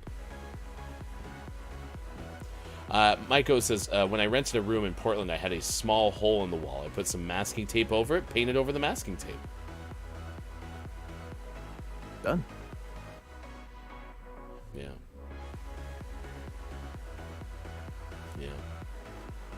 Yeah. Mike's favorite tape is duct tape. Mostly because it comes in so many different varieties and colors. It's true. It's true. We've used duct tape to label boxes when we've moved, to tell you what room they're supposed to go in when we get to the new house. Yeah. That worked really well. Mm-hmm. Yeah, color coding, like the move, makes that whole thing a lot easier. Yeah. Here's some fun facts about Scotch tape from nationaltoday.com. In the early 1920s, Richard Drew worked at the Minnesota Mining and Manufacturing Company, which made sandpaper at the time. When he used to discover sandpaper samples to auto body shops, he observed the inconvenience that car painters experienced when they had to paint two-tone color cars. At that time, surgical adhesive tapes or library glues were used to hold newspapers on cars when painting. However, when the newspapers were removed, some residue remained and would rip the paint off when peeled off. This inspired Drew to come up with a long-term and efficient solution. He went on to invent masking tape out of crepe paper, cabinets maker's glue, and glycerin. It adhered well to cars and came off easily without taking paint away. It was later marketed as Scotch masking tape. Nice. There you go. All right, we'll see Sean in a little bit. Maiko says, I once used duct tape when I taught at outdoor school to make rain pants. I was thinking rain... I read that as rain plants earlier. Now I know what you're talking about. So they kind of worked. Mike Job number 4. They also make different color electric tape, which has been amazing when labeling different cords and stuff for my desk. See, electrical tape is a great tape. It works exactly like it's supposed to. But man, I do not like it because every time that I have to unpeel the tape, it's all gooey and gross, and I don't like that part. Yeah, that's why gaffer's tape is the best part, because gaffer's tape will stick to anything. It'll stay there for about as long as you ever need, and then you can peel it right off.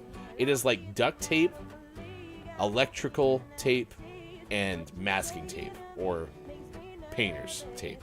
And they all had a baby, and it's the best tape ever. But again, once you start going into that world, you'll never want to go back. It is the best tape available. It just costs way too much damn money. All right, a couple of the other days of the day, we mentioned it's National Hot Chocolate Day. If you're going to have hot chocolate, you can definitely celebrate. Remember, if you're getting food, you must show and tell when you come back. Throw pictures of your hot chocolate into our chat. It's Brandy Alexander Day, which is some sort of cocktail. Eat Brussels sprouts day. I actually find Brussels sprouts to be pretty okay, even if they're not like coated in bacon or something like that. Brussels sprouts are pretty tasty. Appreciate your Social Security check day. It is also Grammy Awards Day and Hell is Freezing Over Day as well. So there's a couple of the different days of the day. Maiko says, it's too sticky. Yeah, I agree with that. Also, I have hot chocolate every day. It's a fancy once on my weight loss meal thingy. But Brussels sprouts are gross. I like Brussels sprouts. There's worse vegetables than Brussels sprouts. All right, let's give you the story that we're tracking. You can news if you wanna. At this hour on this morning radio show that plays games. Earlier in the show, we told you about the escaped red panda at the San Diego Zoo. It was not necessarily that escaped. It just kind of jumped from one side of the enclosure to a different enclosure. It apparently was not in danger, nor did it pose any sort of like emergency situation at the San Diego Zoo. Now we take you on a ride to a world record from a man in Idaho, according to Annie Martin of UPI. An Idaho man set a new world record for fist bumps. Boop. Frequent Guinness World Record breaker David Rush broke the previous Guinness World Record for the most alternating fist bumps in 30 seconds, according to UPI. Rush shared a video Sunday of himself taking on the feet with his neighbor's son. The pair managed 273 alternating fist bumps in 30 seconds, nearly 100 more than the prior record of 174. Quote, Joey and I had to punch each other thousands of times to make this happen. We bled, we sweated, we bruised, we got rid of the unfair pain when Joey made me take off my brass knuckles wedding band. Rush wrote on his website. Also said the achievement was, quote, more technical and challenging than his previous world record for the most fist bumps in 1 minute with different people.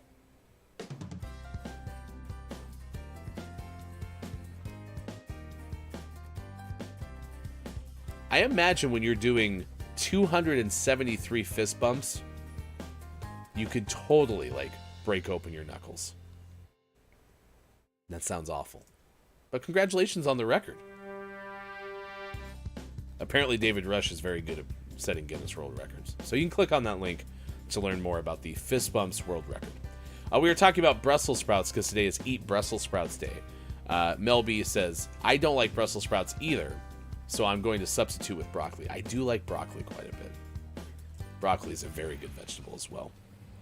How would you know what sweaty socks taste like?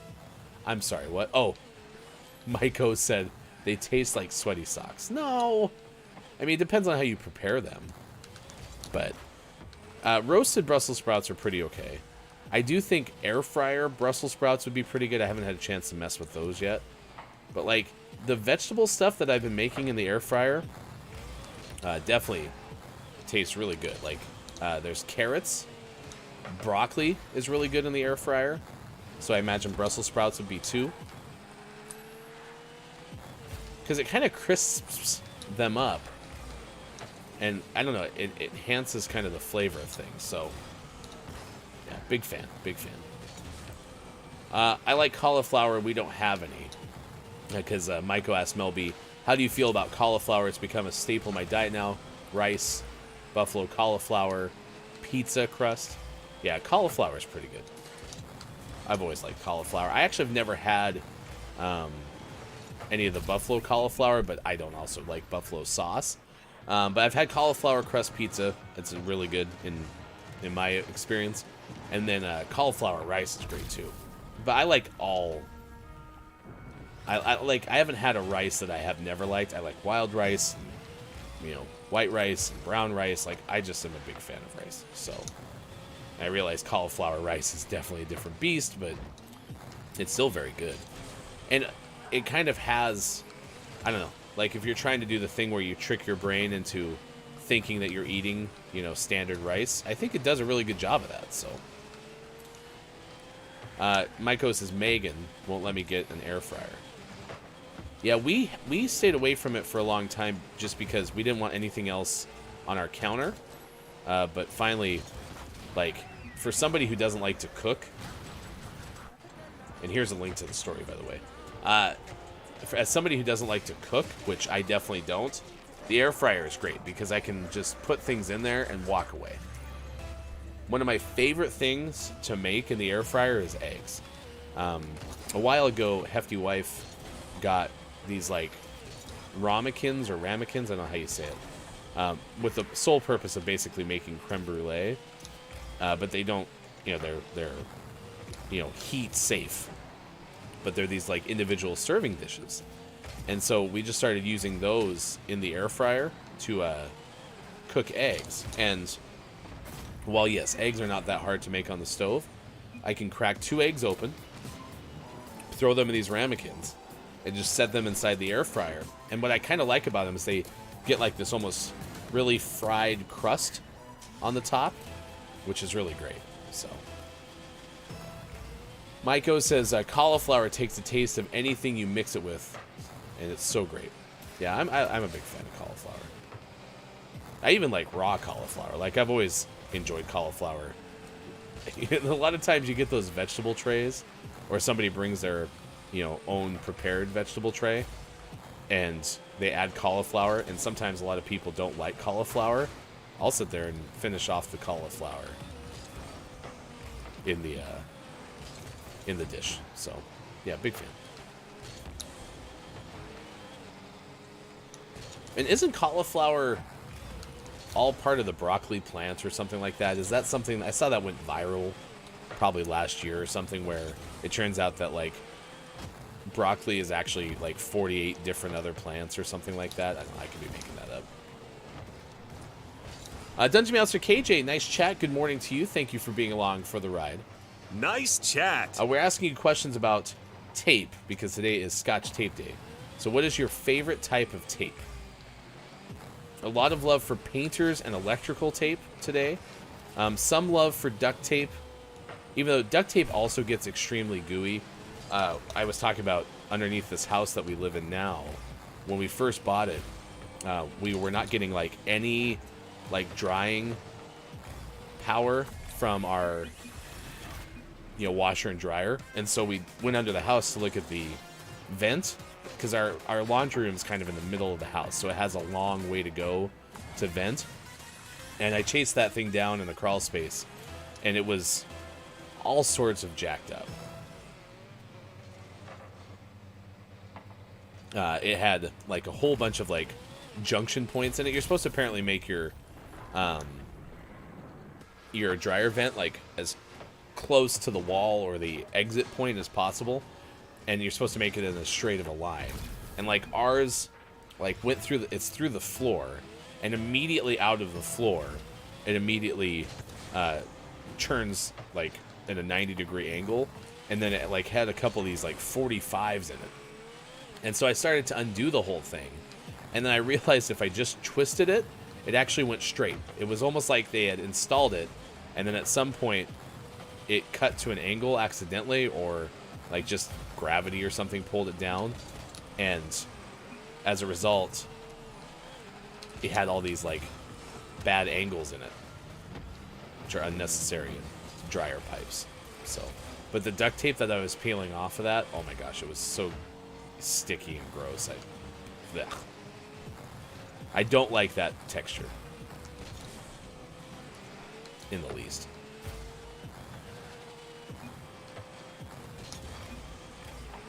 According to Google, says KJ, cauliflower, along with several other vegetables, belongs to the Brassica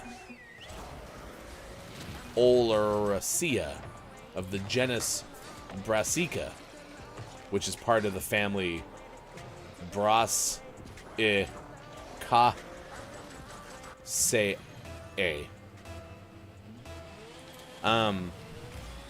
KJ, thank you for that knowledge. I don't know what I just read. No clue what I just read.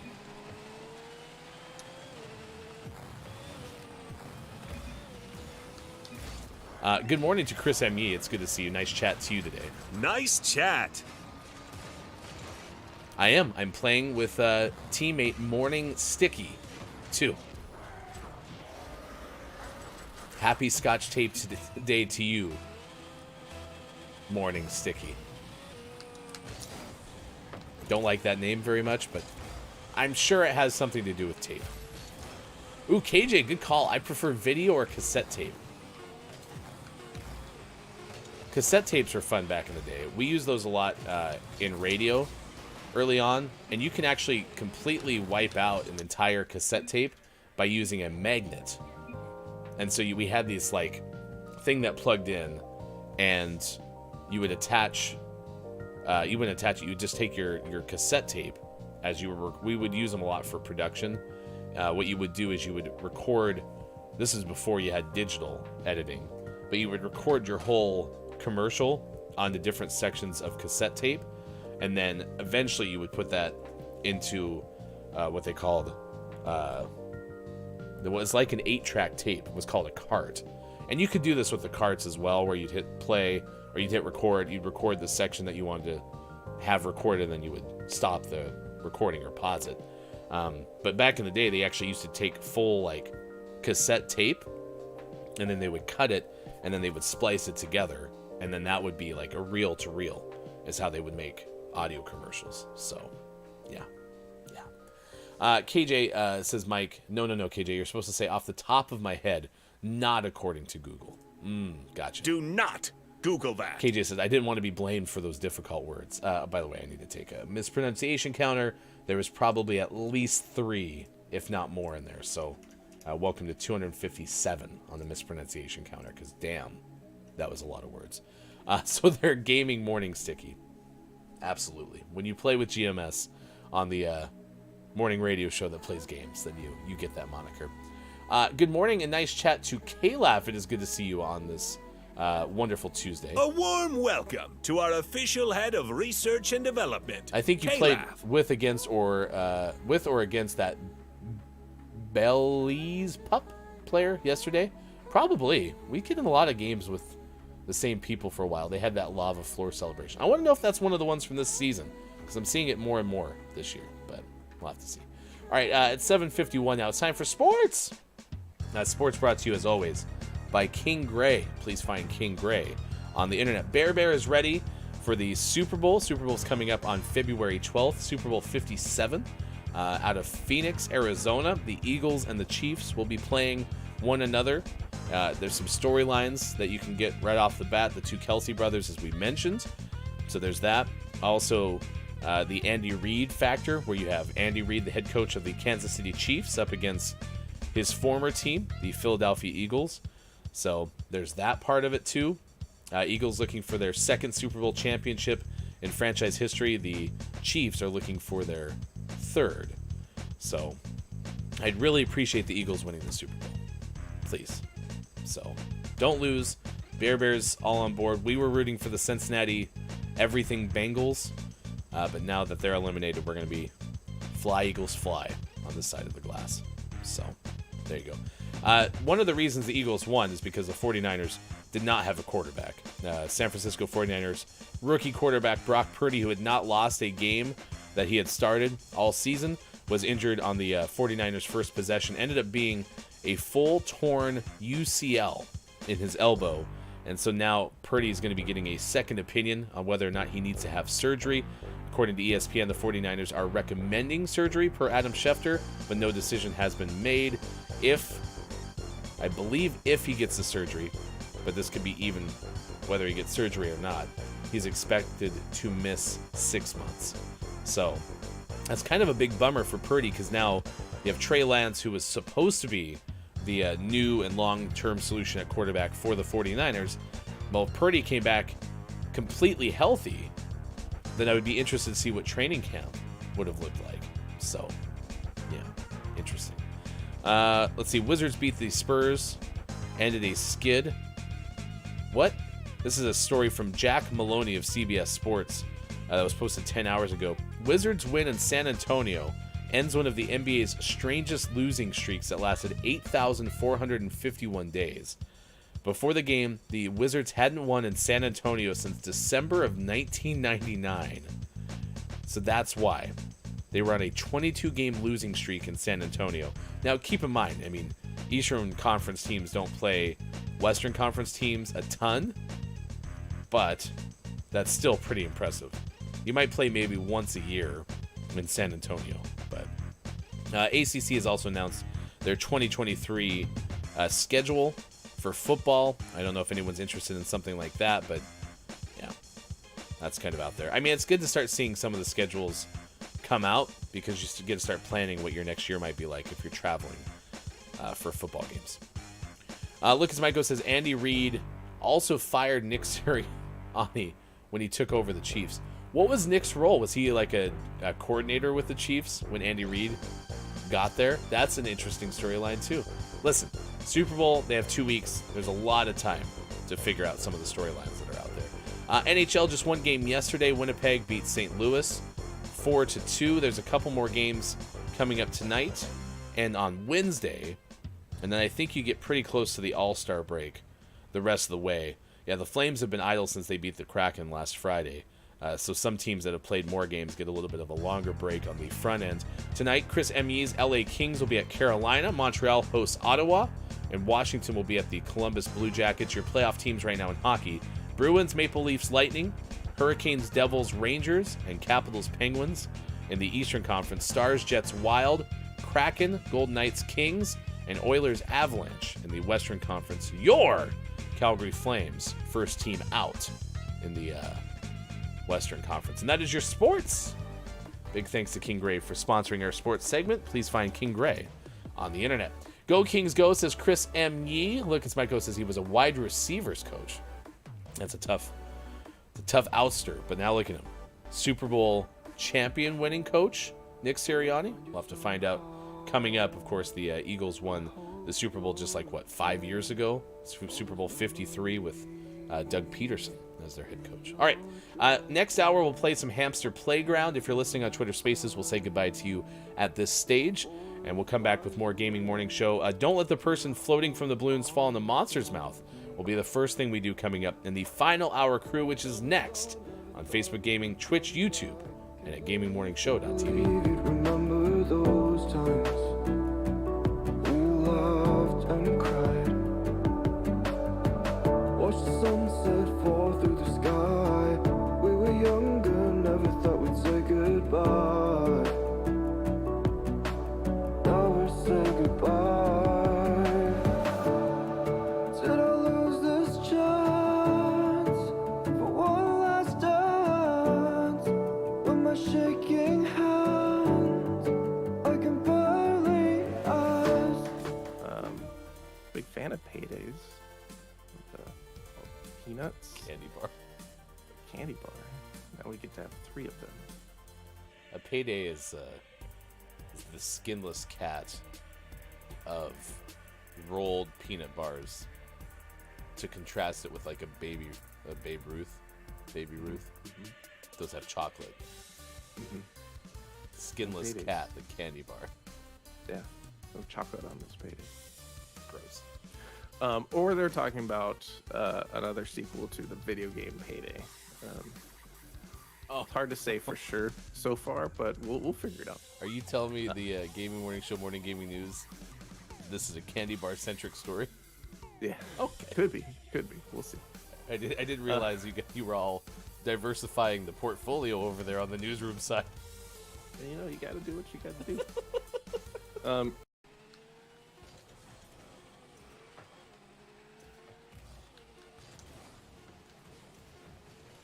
Oh, get in there for the tie. Nuts. That was like 0.8 seconds on the clock that crossed the line. Yeah. Our teammate tried real hard to block that from me. It's like, don't touch it. Sorry, chat. You're going to have to wait just a little longer for list of the day because was this our second overtime game of the morning? Yeah. Maybe. Oh my gosh.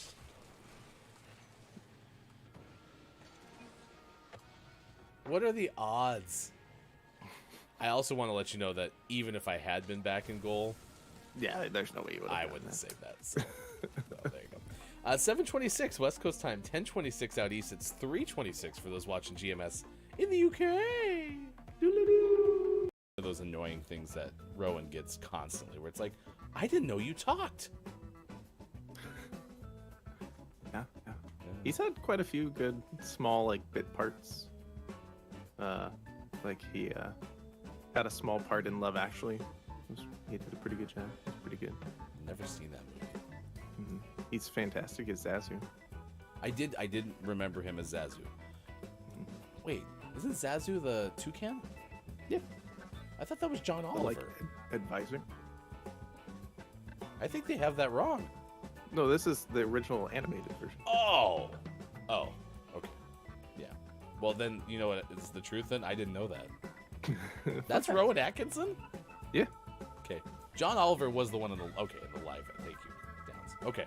I didn't know that. Yeah, Zazu was great in the first Lion King. The original the Lion King. It's a movie. Singer. Funk. But folk singer. Joan Baez turns 82. And she spent a year living in Iraq as a child. Okay. Okay. I'm fine with that. Yeah, it's fine.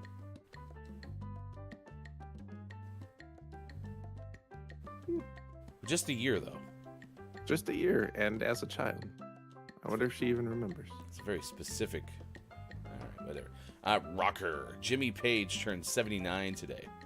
Fun fact.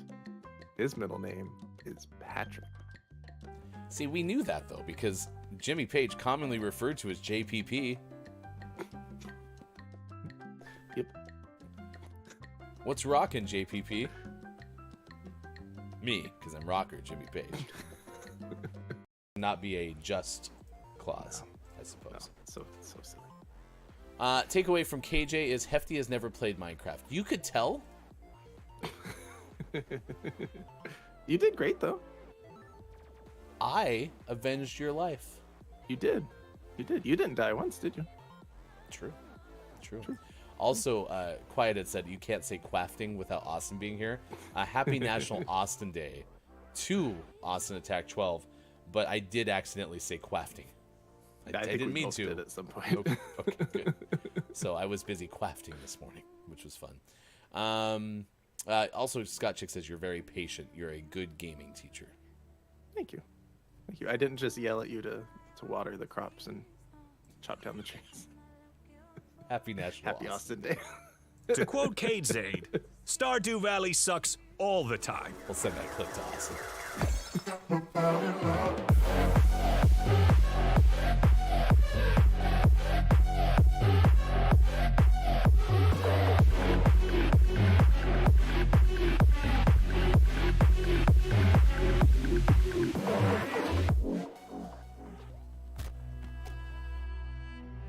Tonight on I Guess We'll Never Know. we go inside the unsolved case of a sibling rivalry. A misunderstanding between brother and sister that led to destruction. Mom, have you seen my Furby? What started as a practical joke turned deadly. Copia said, my sister tried to convince me that it was based on a witch in the woods near my house. I boiled her Furby in response. It was premeditated.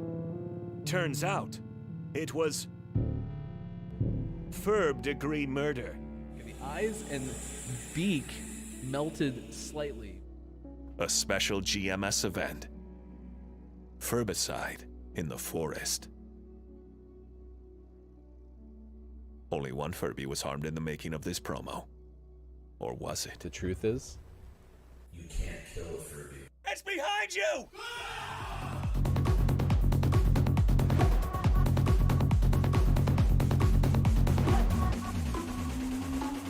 Coming up on Gaming Morning Show. Don't let the person floating from the balloons fall in the monster's mouth. And GMS Morning Gaming Renews. Get ready for your takeaways that were pretty okay. And the clip of the day. Find GMS on Facebook Gaming, Twitch, YouTube, and GamingMorningShow.tv. And become a Patreon. Go to GMS.watch and click on where to find GMS. Time for hour number 3. Right now. Morning, gamer. Welcome back. Gaming Morning Show continues. Thank you so much for being with us wherever you may be. Facebook Gaming, Twitch, YouTube, and at GamingMorningShow.tv. We are here at Sports.Gaming on the left side of your screen. Bear and all of his Eagles glory. Although, you know, Resident Eagles expert, look, it's Mike goes in the chat. Is it ever been referred to as Eagles country? Because I've never seen that before in my life, but I'm also, like, in Denver Broncos world where, like, their whole, like, moniker is Broncos country, so I didn't know if anybody else had that thing going on, so. Resident Eagles expert is a follow-up to Resident Eagles Village. It's terrifying. My least favorite Resident Eagles was Biohazard. Yeah. By the way, favorite Resident Eagles song? Hotel California. It's a good one. It's when they were in Las Vegas. They were just doing a residency. Nice. Happy Tuesday. It's January 31st, 2023. Welcome in, Final Hour crew. It is good to see the Final Hour crew. Thank you for being with us this morning. We have Look, It's Mike O in the chat, head of culinary arts for GMS. Dungeon Meowster KJ is with us as well. Drew Mega says, you down with JPP? Yeah, you know me.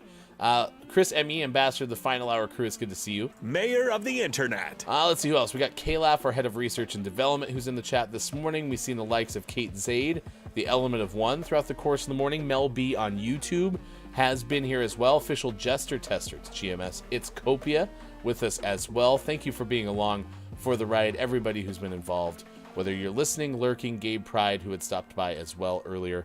We appreciate you sharing your favorite tapes very much, because it's Scotch Tape Day. So what is your favorite kind of tape? Also want you to get ready for February 12th as Cute Avalanche is going to have its Super Bowl event.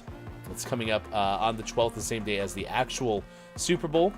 And if you missed it yesterday, we had Sam Proof on, who created the Cute Avalanche stream on Twitch, and we will have that video posted on our YouTube channel, as well as our other interview yesterday talking about European strategy when it comes to the European Parliament and esports, video games, etc. I will have both of those interviews up on our YouTube channel sooner rather than later. All right, let's play Don't Let the Person Floating from the Balloons Fall into the Monster's Mouth. Everybody is invited to participate. To see the record for the most balloons banked in Don't Let the Person Floating from the Balloons Fall in the Monster's Mouth, remember to type the easy-to-remember acronym exclamation point DLTPFFTBFITMMREC.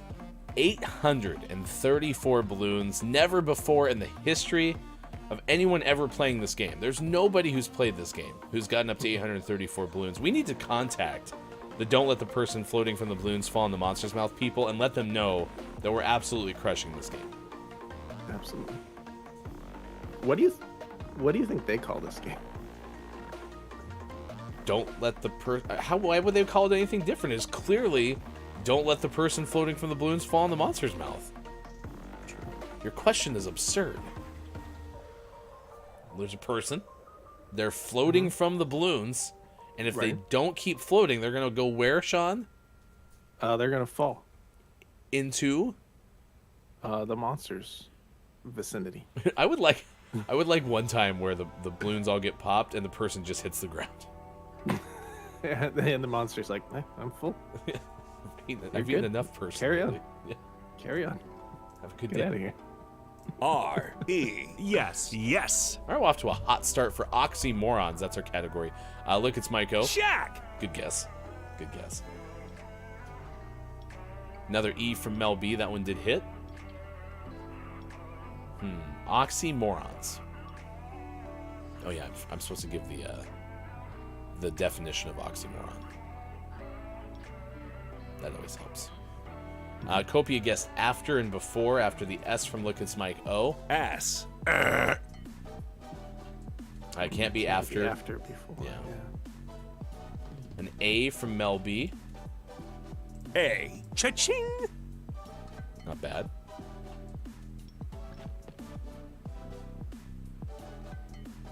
Oxymoron. A figure of speech in which apparently contradictory terms appear in conjunction. For example, faith unfaithful kept him falsely true. Why on earth would that be the example? Faith unfaithful kept him falsely true. It's from the Oxford American Dictionary. The T from K-Laugh. T. Correct. So it's something nature. I'm going to give you nature. KJ's off. Okay, love y'all. Have a meeting to prep for. Have a great day. Thank you for being here. Nature, question mark. I know what it means. Human nature from Look It's Mike O. Mike O is Cracked. nice work. Nice work. 6 more banked balloons are up to an even 840. As your next category is at school. At school is there. K-Laugh and Copia were right there with Look It's Mike O with human nature. Why are those two things conflicting? Yeah, I don't understand how that's an oxymoron.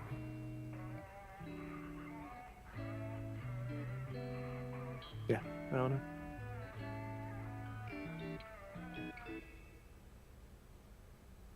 You humans are nature. I mean, we humans. We just keep living in your cartificial laugh-telligence. K-Laugh. Maybe it was Skynet.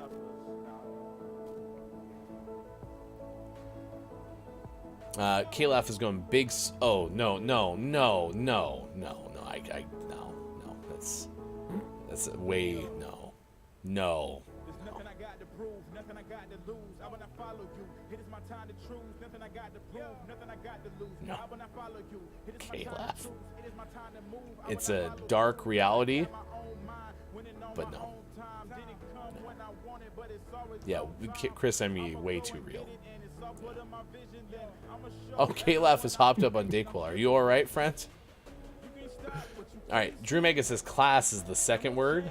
I went with the C. C. No. Evil. Hear no evil. History class was the broader guess from Drew Mega. Good guess. Let's go with an S. S. No. It's a sports I gave.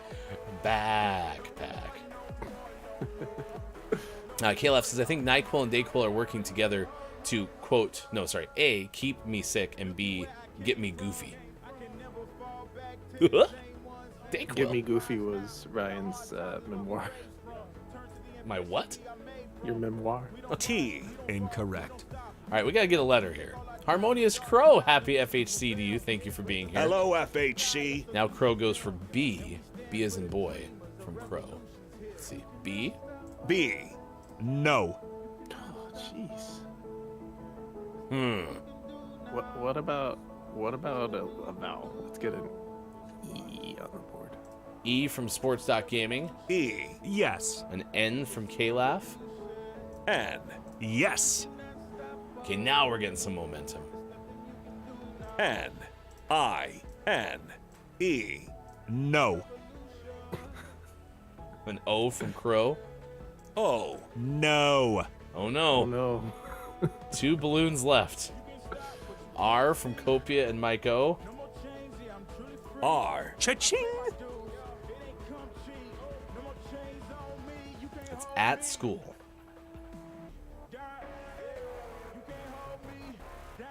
K-Laugh. Now that's a big swing. All right, let's go I. I. Correct. G. G. Yes. You drawing paper? Copia went with drawing ruler. You say drawing paper. Well, there let's any- finish out drawing. It'll give So us some A. Okay, yeah, it could be drawing paper. Because the A is there, ruler would be U, so let's go paper. Drawing paper. Cracked. Definitely not concerned at all about that. Harmonious Crow had tracing paper, which would have been a good guess. Well, I wasn't worried. Were you worried? No. Yeah. No. Ridiculous. Oh no. 842 banked balloons. 842 banked balloons. I think Nightbot was worried I couldn't change the command there for a second. It's Copia said squeaky bum time. Oh my gosh. That became a Twitter conversation recently. Squeaky bum time. But yeah, that's exactly apparently what the definition was of squeaky bum time. So. Sorry again, that was way out of line. Thank you, K-Laugh. I hope you feel better though. Sorry that you're dealing with that. False and true from K-Laugh. That's a big swing. We'll go with the E, because that would also be available in right and left, which was another guess. E. No. Oh, and Chris and me had guessed E, so. Botom and top. Botom and top. Here's an S from Mike O. S. Correct. Shaquille O'Neal. That's ridiculous.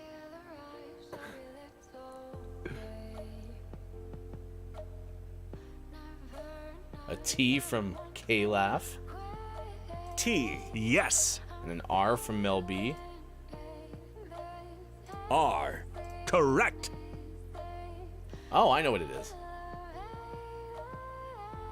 Look, it's Mike O. That's a big swing. It wasn't one of the biggest of swings. I mean, we kind of had a good idea, though. You are Cracked. Mike O's got 2 of the puzzles today. We have 6 more banked balloons, 848, and time for one more puzzle. We move to fictional characters. Fictional characters.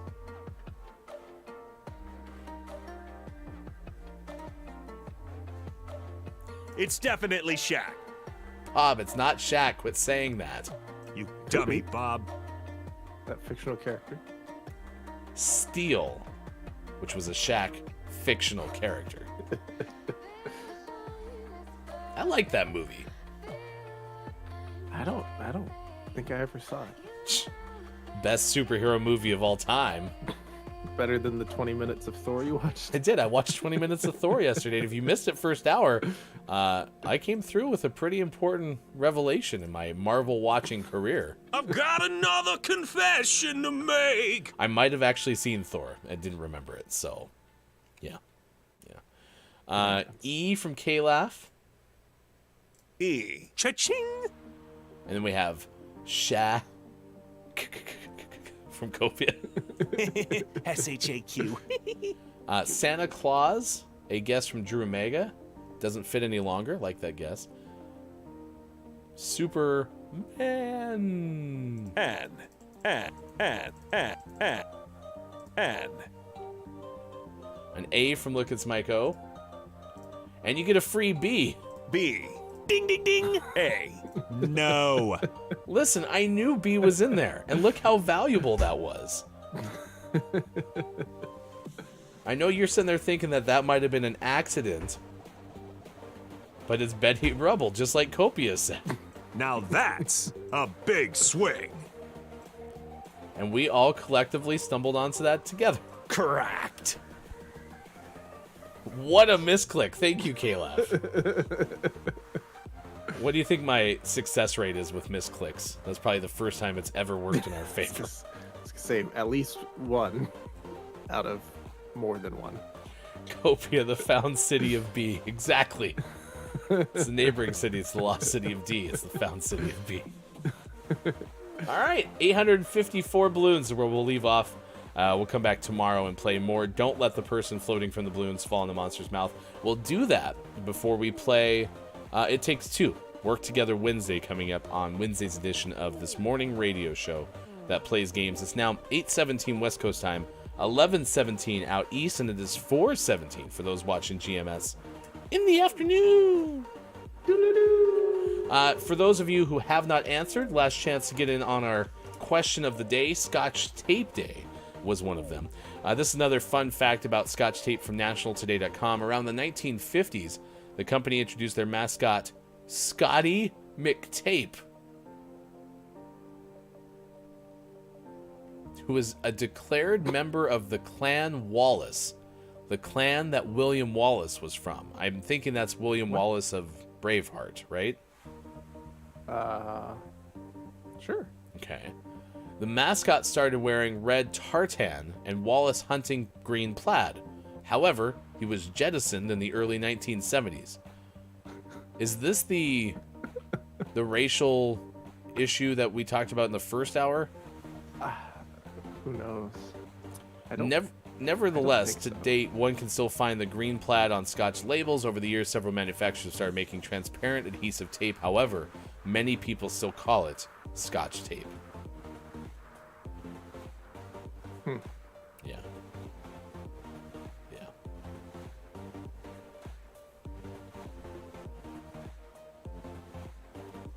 Copia says, I feel like Scott Chick would be onto something with merch here. Scott Chick Tape. That's good. That's good. All right, let's go ahead and take a look at Hamster Playground. Have you played this since was it 3 weeks ago at this stage?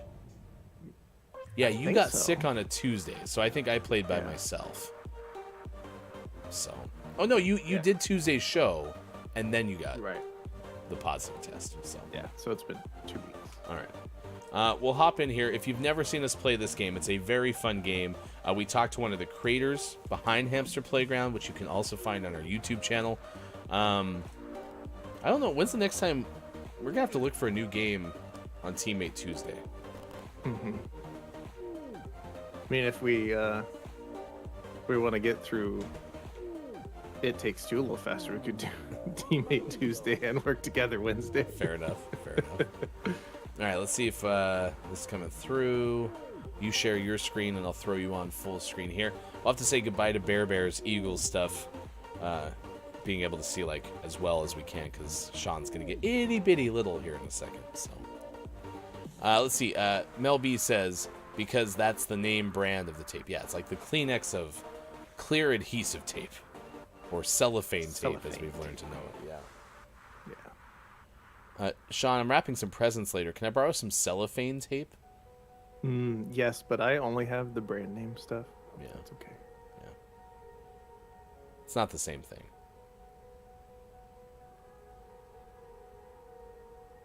Ah, perfect. All right. Sorry, Steam was updating. Oh, you rascal, Steam, you. Silly goose. All right. Yeah. Ooh, and the audio works right away. Nice.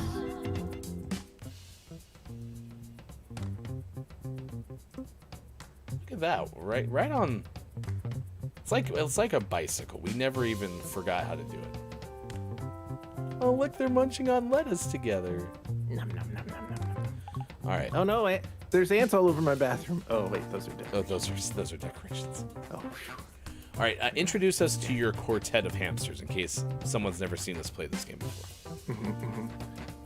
The main event of my hamsters, of course, is Shredder. Wake up, Shredder. Shredder is the most trained of all of the hamsters. He's the most important. He's the one we use for all the skateboarding. And then the rest are just kind of there to just fill out the ranks. We have Donut, who's there he is. We have the hard worker, not Austin. This is indeed not Austin. And then Michael Shack, sleeping on his side as he does. Oh, that's a good stretch. Good job, Michael Shack. Big Shaq. Famous basketball legend, Shaq! Michael. So, I would like to take this opportunity to introduce you to my hamsters. We have Burglar, the original hamster. It has a nice little #fun shirt on, which is pretty good. And then we have Russell Wilson, who's wearing the patented football helmet with, of course, the orange jersey because he plays for your Denver Broncos. And then, of course, we have one of our favorite hamsters, Hick Hamster.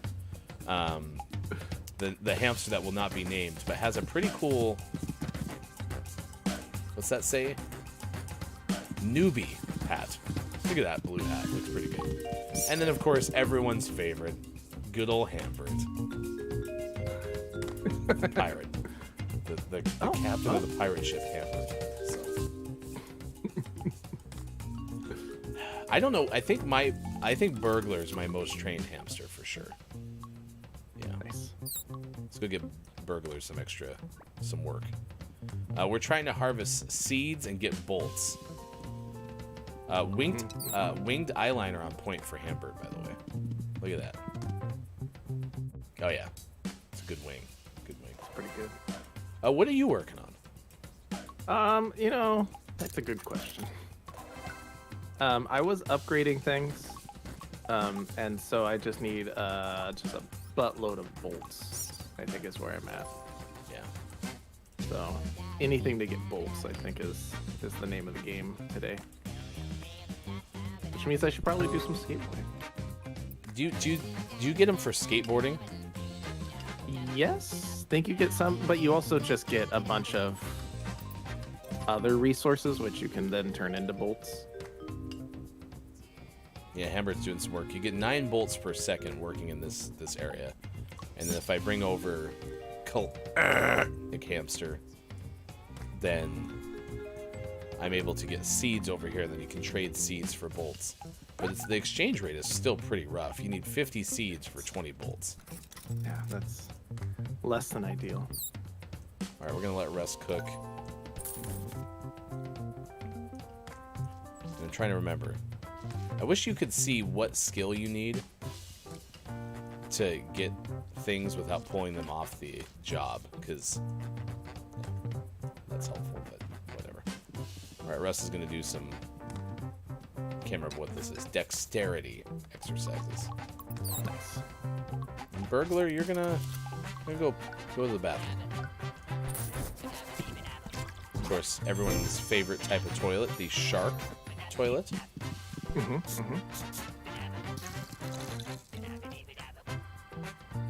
But yeah, I think we're trying to upgrade. I need 11 more bolts, and then I can upgrade like the bed, make that a little 2-seater. I can upgrade these strength machines or these exercise machines. That's probably the smartest thing to do. Yeah, those are handy. As you upgrade the different machines that they train on, they can get higher stats. Yeah. Which is cool. Very handy. Burglar always likes to shower with the curtain wide open. Risque. Burglar don't care. Maybe Burglar sells separate content online.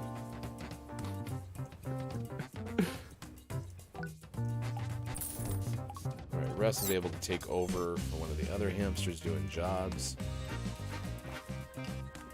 Alright, it's quitting time. Hick Hamster. No, I don't want you to do that job. That one, yeah. No, clap. Sea hamster. Not to be confused with. Never mind. I don't want to talk about. Oh, that was Hambert the whole time, pulling the wrong person off the job. My fault. All right. Sea hamster. So you need this one. Yeah. To do better. So I'm gonna have Hambert train really quick. We're gonna train on this one. Which hamster has the most? What is this? Agility? Determination. C word hamster. Nope, sea hamster. Quit saying that, Ryan. Ugh. I think it's time for some skateboarding. Put you full screen so we can watch you skateboard. Ooh, I got 20 bolts I can upgrade.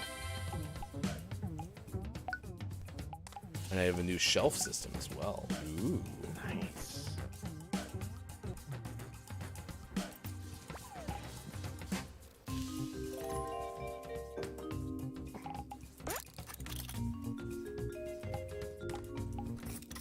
Go Shredder.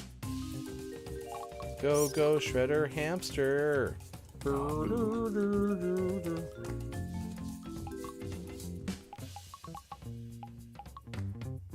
Right, Hambert. Let's get some water. Sorry, microphone. Weird number 1. Don't quit saying it. Copia, I'm gonna quit saying it. C word. Nope. Sea hamster. Whoa. Nice. Kind of spaced out there. Oh yeah, you're still racing. Do it again. Keep building up that determination. We're gonna get you to 20. The sound of this game, even like when you zoom in, the sounds of what you're looking at gets louder. Yeah, this game has no right to be as polished as it is. Yeah, you can hear it.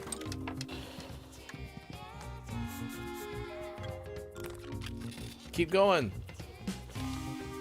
C. hamster. You're gonna get some playtime in. Russ can go back to getting seeds, which you need dexterity for that. Okay. Sure, I'm kicking butt in this skateboarding. You finally figured it all out. I just have a good matchup right now. Right, and we're gonna upgrade our dexterity machine.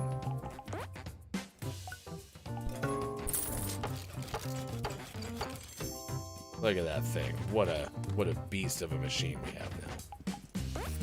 Nice. Right. C. I'm gonna go over here. Oh, am I out of seats? Oh no, you're maxed out. All right, get to work then. I've been training you forever for this. And then who has the most dexterity? Bugla. We'll get on the new machine. See, I haven't trained anyone other than Shredder. The other hamsters are just there for show. Ooh, look at that little booty wiggle. Nice work, Bugla. Who's in the house? That's the true sign of good dexterity, the booty wiggle. Mm-hmm. Well, you're speaking from a medical perspective, right? Yeah. That's how we test it. Mm-hmm. It's very important. I like that line. This game has no business being as polished as it is. It's true, though. Yeah.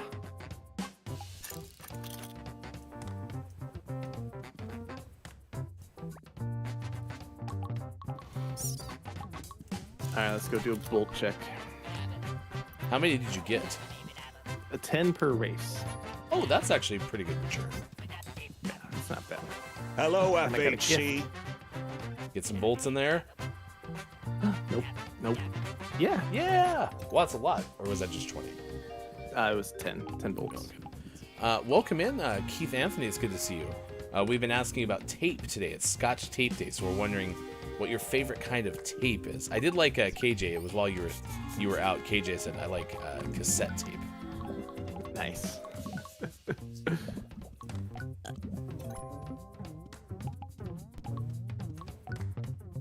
Man. See, I should upgrade. So I have my water and my food that I still need to upgrade, so they have 2 stations.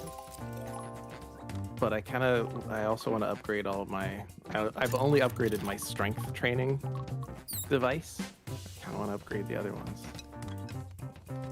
No, I'll stick with. I'll get food and water upgraded first. Sea Hamster's gonna get some water. Hit back to the bolt work. Hambert's sleeping. Get some food, and Hambert will be good to go. Russ needs to sleep soon, but right now Russ is working on the dexterity machine. I also got a gift. I got 150 coins. What do you buy with coins? I don't even remember. You can trade them for things. You can get seeds to make coins. I think you buy things in the not upgrades, but the you use like for clothes and stuff. Yeah. Gotcha. Oh, and then you have to spend them to like restock your things and whatnot. Yeah. All right. Let's see. Do I have a mustache? Looks like it. Right there in your face. Ooh, I'm gonna give Hambert a monocle and some Nice. fangs. Nope, just the monocle because I already can't. I don't have enough for fangs too. Nice. You look good, Hambert. All right, Sea Hamster. Let's get back to work. Keith Anthony says, I don't really have a favorite kind of tape, but I've heard duct tape is quite effective in certain scenarios. Listen, do you remember MacGyver? Mm-hmm. MacGyver could do anything with duct tape. It's true.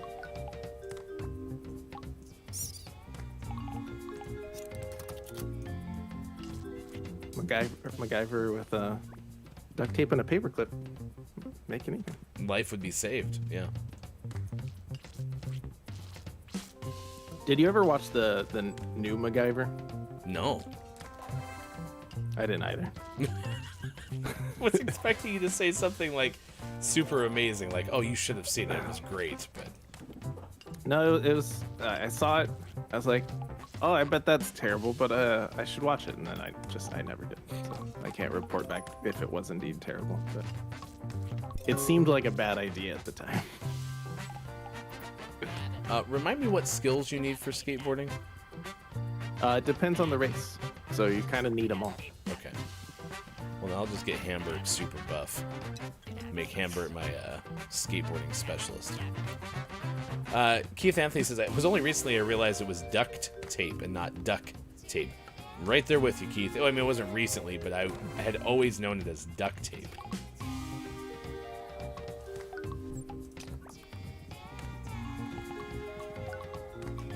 Right, But then it's confusing because there's also a brand called Duck Tape. Correct. And they make duct tape. Yeah, duct tape, duct tape. What'd you say? Duct tape, duct tape. Mm-hmm. Yeah, duct tape, duct tape. We said the same thing. Yeah. I do like Scotch Tape brand. Cellophane tape, though, it does typically work better. Yeah, it's pretty good. I don't know what brand this tape is. Okay, now Keith Anthony's saying the same with Tupperware. I always thought it was Tupperware. That's good.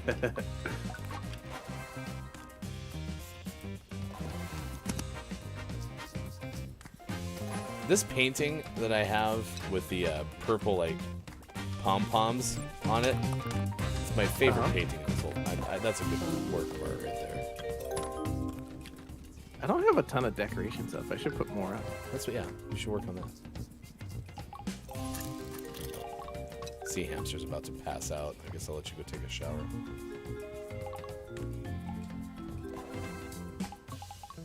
Hambert, you take over. Wait, no, who did I just put on determination? This one. Russ, you go do this job for a while. Amber, you keep working out. Your cage is your castle, Sean. My cage? Yeah, that's why you gotta work on decorating. Oh. Home sweet home. Gonna add a rug. Nice.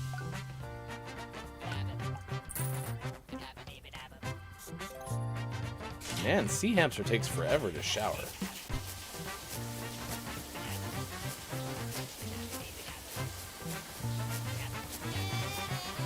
Cut. Egg hamster. Alright, let's get you some sleep. I leveled up again. I get another gift. I'm up to 42. I'm only 8 spots away from getting a 5th hamster, which I definitely need. Yeah, for sure. Ooh, and I just got more coins, so I can probably get hammered their fangs. Oh, heck yeah. This little astronaut. Like, That's cool. Look at that. Nothing says decoration. playtime like an astronaut. Yeah. Wasn't that what Buzz Aldrin said up there? Yeah. Oh, look how big this police car is. Apparently the game's mad because I'm rushing my hamster. I clicked on the job, and it goes, "Your hamster's busy. Wait." Gee, back off. Yeah. Some decorating, I figured. I have 70 bolts. I guess we can go do some more skateboarding. Keith Anthony says, "How's Bear Eagles merchandise collection coming along?" We'll show you actually after this game, but yeah, Bear did add something to the merchandise repertoire. Fly, Eagles, fly on the road to victory.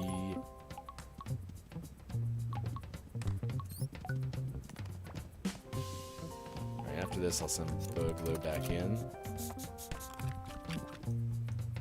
Actually, we'll do some determination exercises with you for dexterity.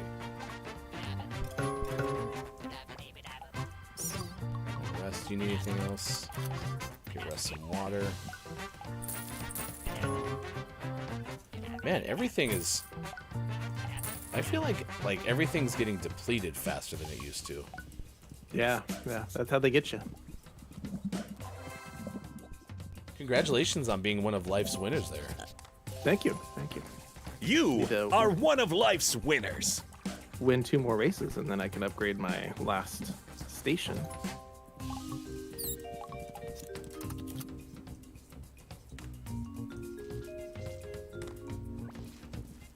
Your last workout station?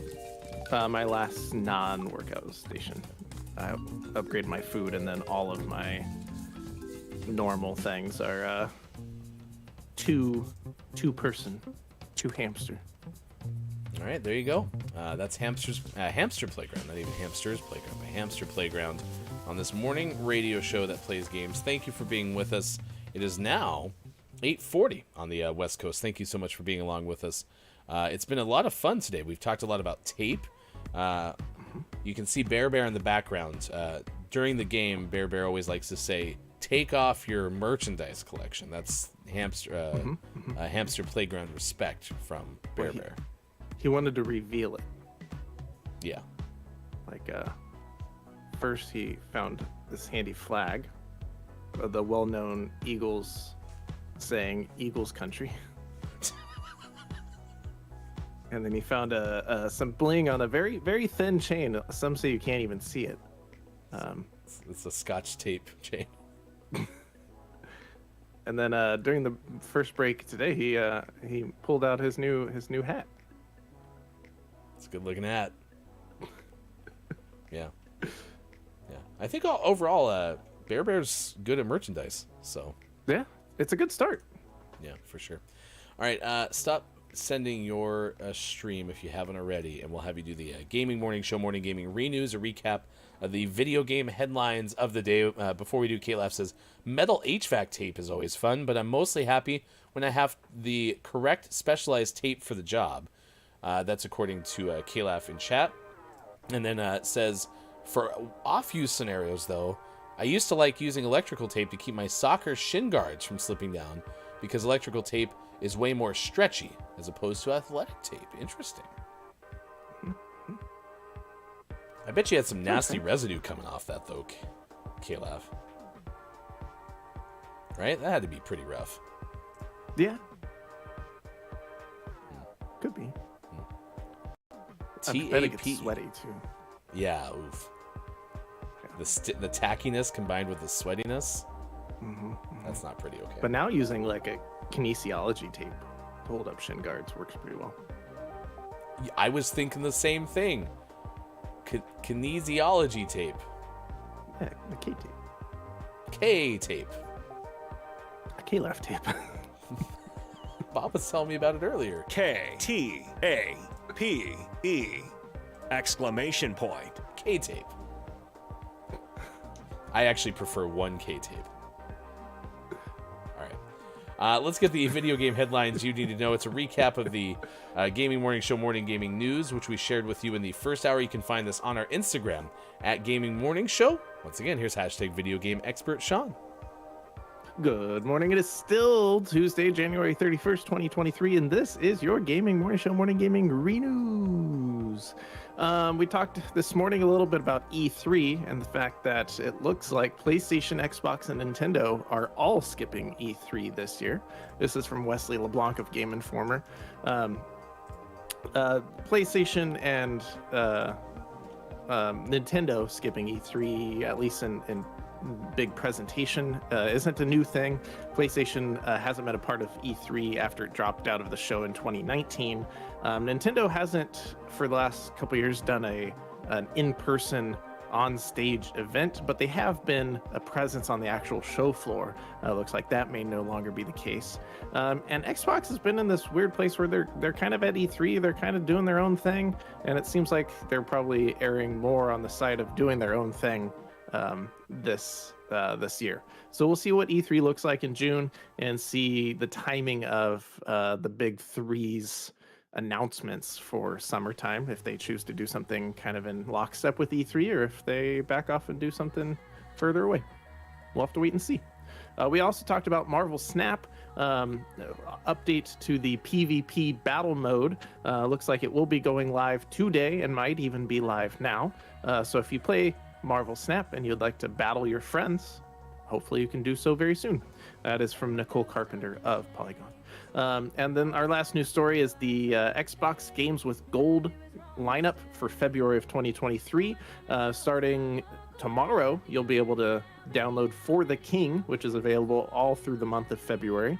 It's a roguelike RPG game that lets you avenge your murdered king. And then halfway through the month, you get Guts and Goals out in 2021. It's a soccer action game with some beat-em-up gameplay that is available February 16th through March 15th. Out today, we had some highlights such as Raiden 4X Mikado Remix out on PC. Season A Letter to the Future has made its way to PlayStation 4 and 5 and PC, but our most prestigious award of Name of the Morning this morning went to Incolinata, out on Xbox Series S/X and PC. Well, congratulations. Will it become Name of the Month? You'll actually have to not wait long to find out, because we will name our January Name of the Month sometime next week. And if you are a Patreon subscriber, as nearly 30 of you are, then you will get that opportunity sooner than later. Big thanks again to Groggy or Die, Scott Chick, and Gonzo Gump among those celebrating sub-anniversaries this week. It's not too hard to sign up for a Patreon subscription. Please go to patreon.com/gamingmorningshow and sign up today. All right, Billy Thundergun Teammate of the Match Award nominations. I definitely have someone on my mind, but I want to open it up to you. Anyone you want to nominate for Billy Thundergun Award?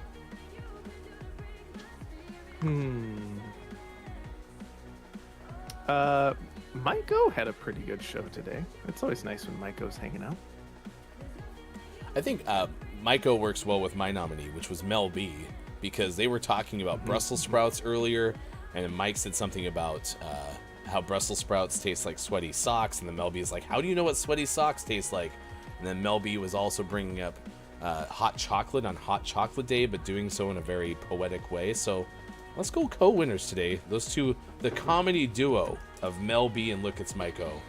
Today's Billy Thundergun winners. Billy Thundergun, Teammate of the Match Award. You know what they say. They say Abbott and Costello, Penn and Teller, Maiko and Mel B. Yeah. Well, and now the secret's out. If you want to get the award, you just need first name, letter. Yeah.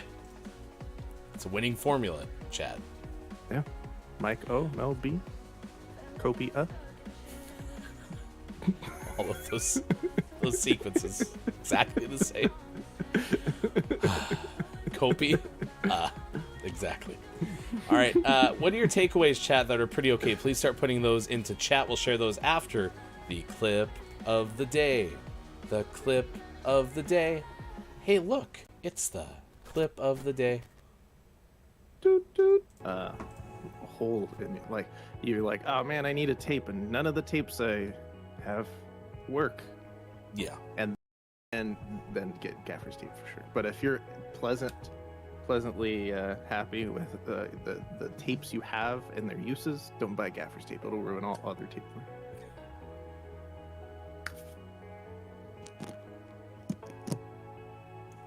Uh-oh. GMS ASMR. We're in your ears.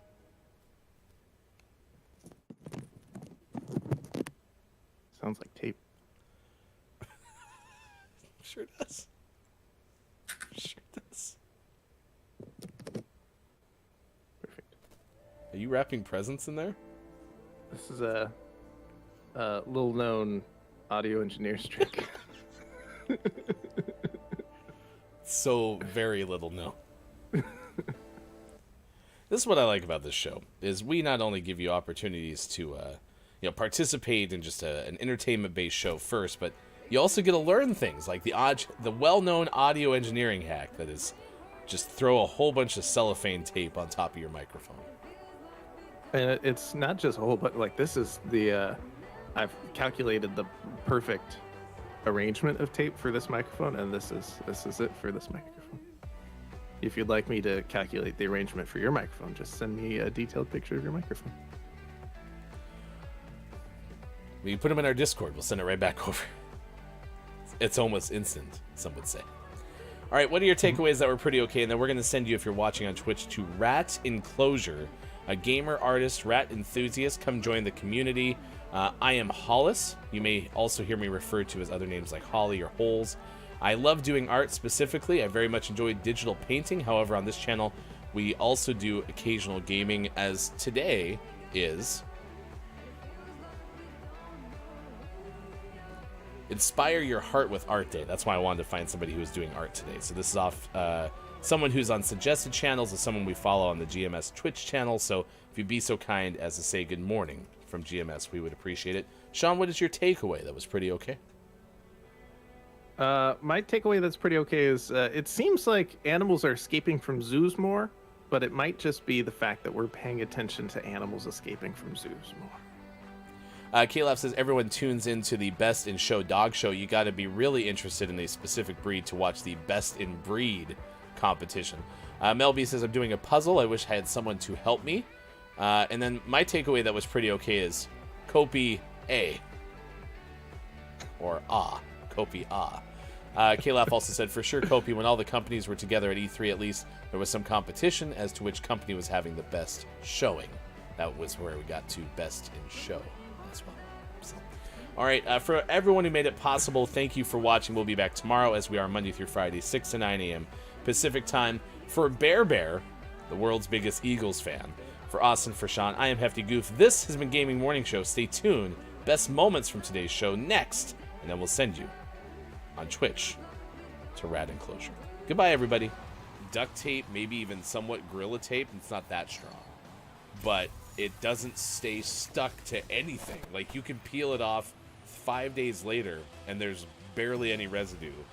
Unlike masking tape, where if you try to get masking tape off something, especially like audio cables, it's over. There's no chance that you'll ever have that happen. And I have a pet peeve with masking tape. I do like painter's tape quite a bit. I use painter's tape whenever I don't have gaffer's tape in the radio world. But my peeve with masking tape is it always seems to rip too easily. Well, it's just because you're so strong. Yeah, it's true. Watch out for that. That's what all the masking tape conversations are like. Oh no, he's out there. Be careful. Ah. He's back. Yeah. Mr. Strong Hands. Goes, you playing Marvel Snap? Question mark. We talked about Marvel Snap. There is a chance Sean might sit down, and we'll have like an audience only event where we'll play some Marvel Snap. I'll even play too. It's Marvel. I'll dominate you all with my knowledge. You'll know all the things. Yeah. It'll be fun. All right, let's say hi to Bear Bear. It's been a while. The biggest Eagles fan is behind Sean's curtain. He's rooting for the Eagles. This I am certain. The Super Bowl is in 2 weeks, but the Eagles are on our mind. Bear Bear, show us your Eagles pride. That rhymes with mind. Pride, mind.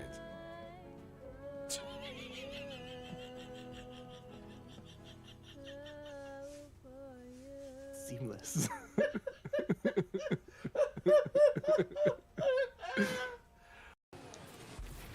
For woodworking, pretty frequently. Use that to like tape down a template, and then you can just pull it off when you're done.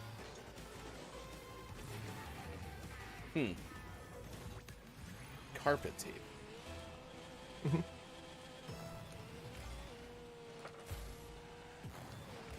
Trying to think the last time I used double-sided tape. And by the way, I always call it double-sided sticky tape, even though isn't tape like almost by definition sticky? Yeah, double-sided not sticky tape is just paper.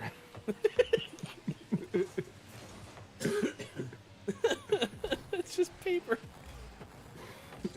I wonder where I came up with that. Why do I call it double-sided sticky tape? That's definitely what I call it all of the time. Nice shot. Thank you. Double-sided sticky tape. It's not sticky. It's just paper. Sure does. Perfect. Are you wrapping presents in there? This is a little-known audio engineer's trick. So very little known. I feel like I have to strategically talk in the holes in the tape now. Kopi says my dad is an electrician, so they have more of that around the house than any other tape. Also says, yeah, that really does sound like tape. So it peels off so easily. What is this magic tape? Oh my gosh, I don't like that. Nope, don't like that. What is happening? No! I'm a ghost! At least we just learned what you can do with Scotch tape on a green screen now. I had to gingerly take it off. But...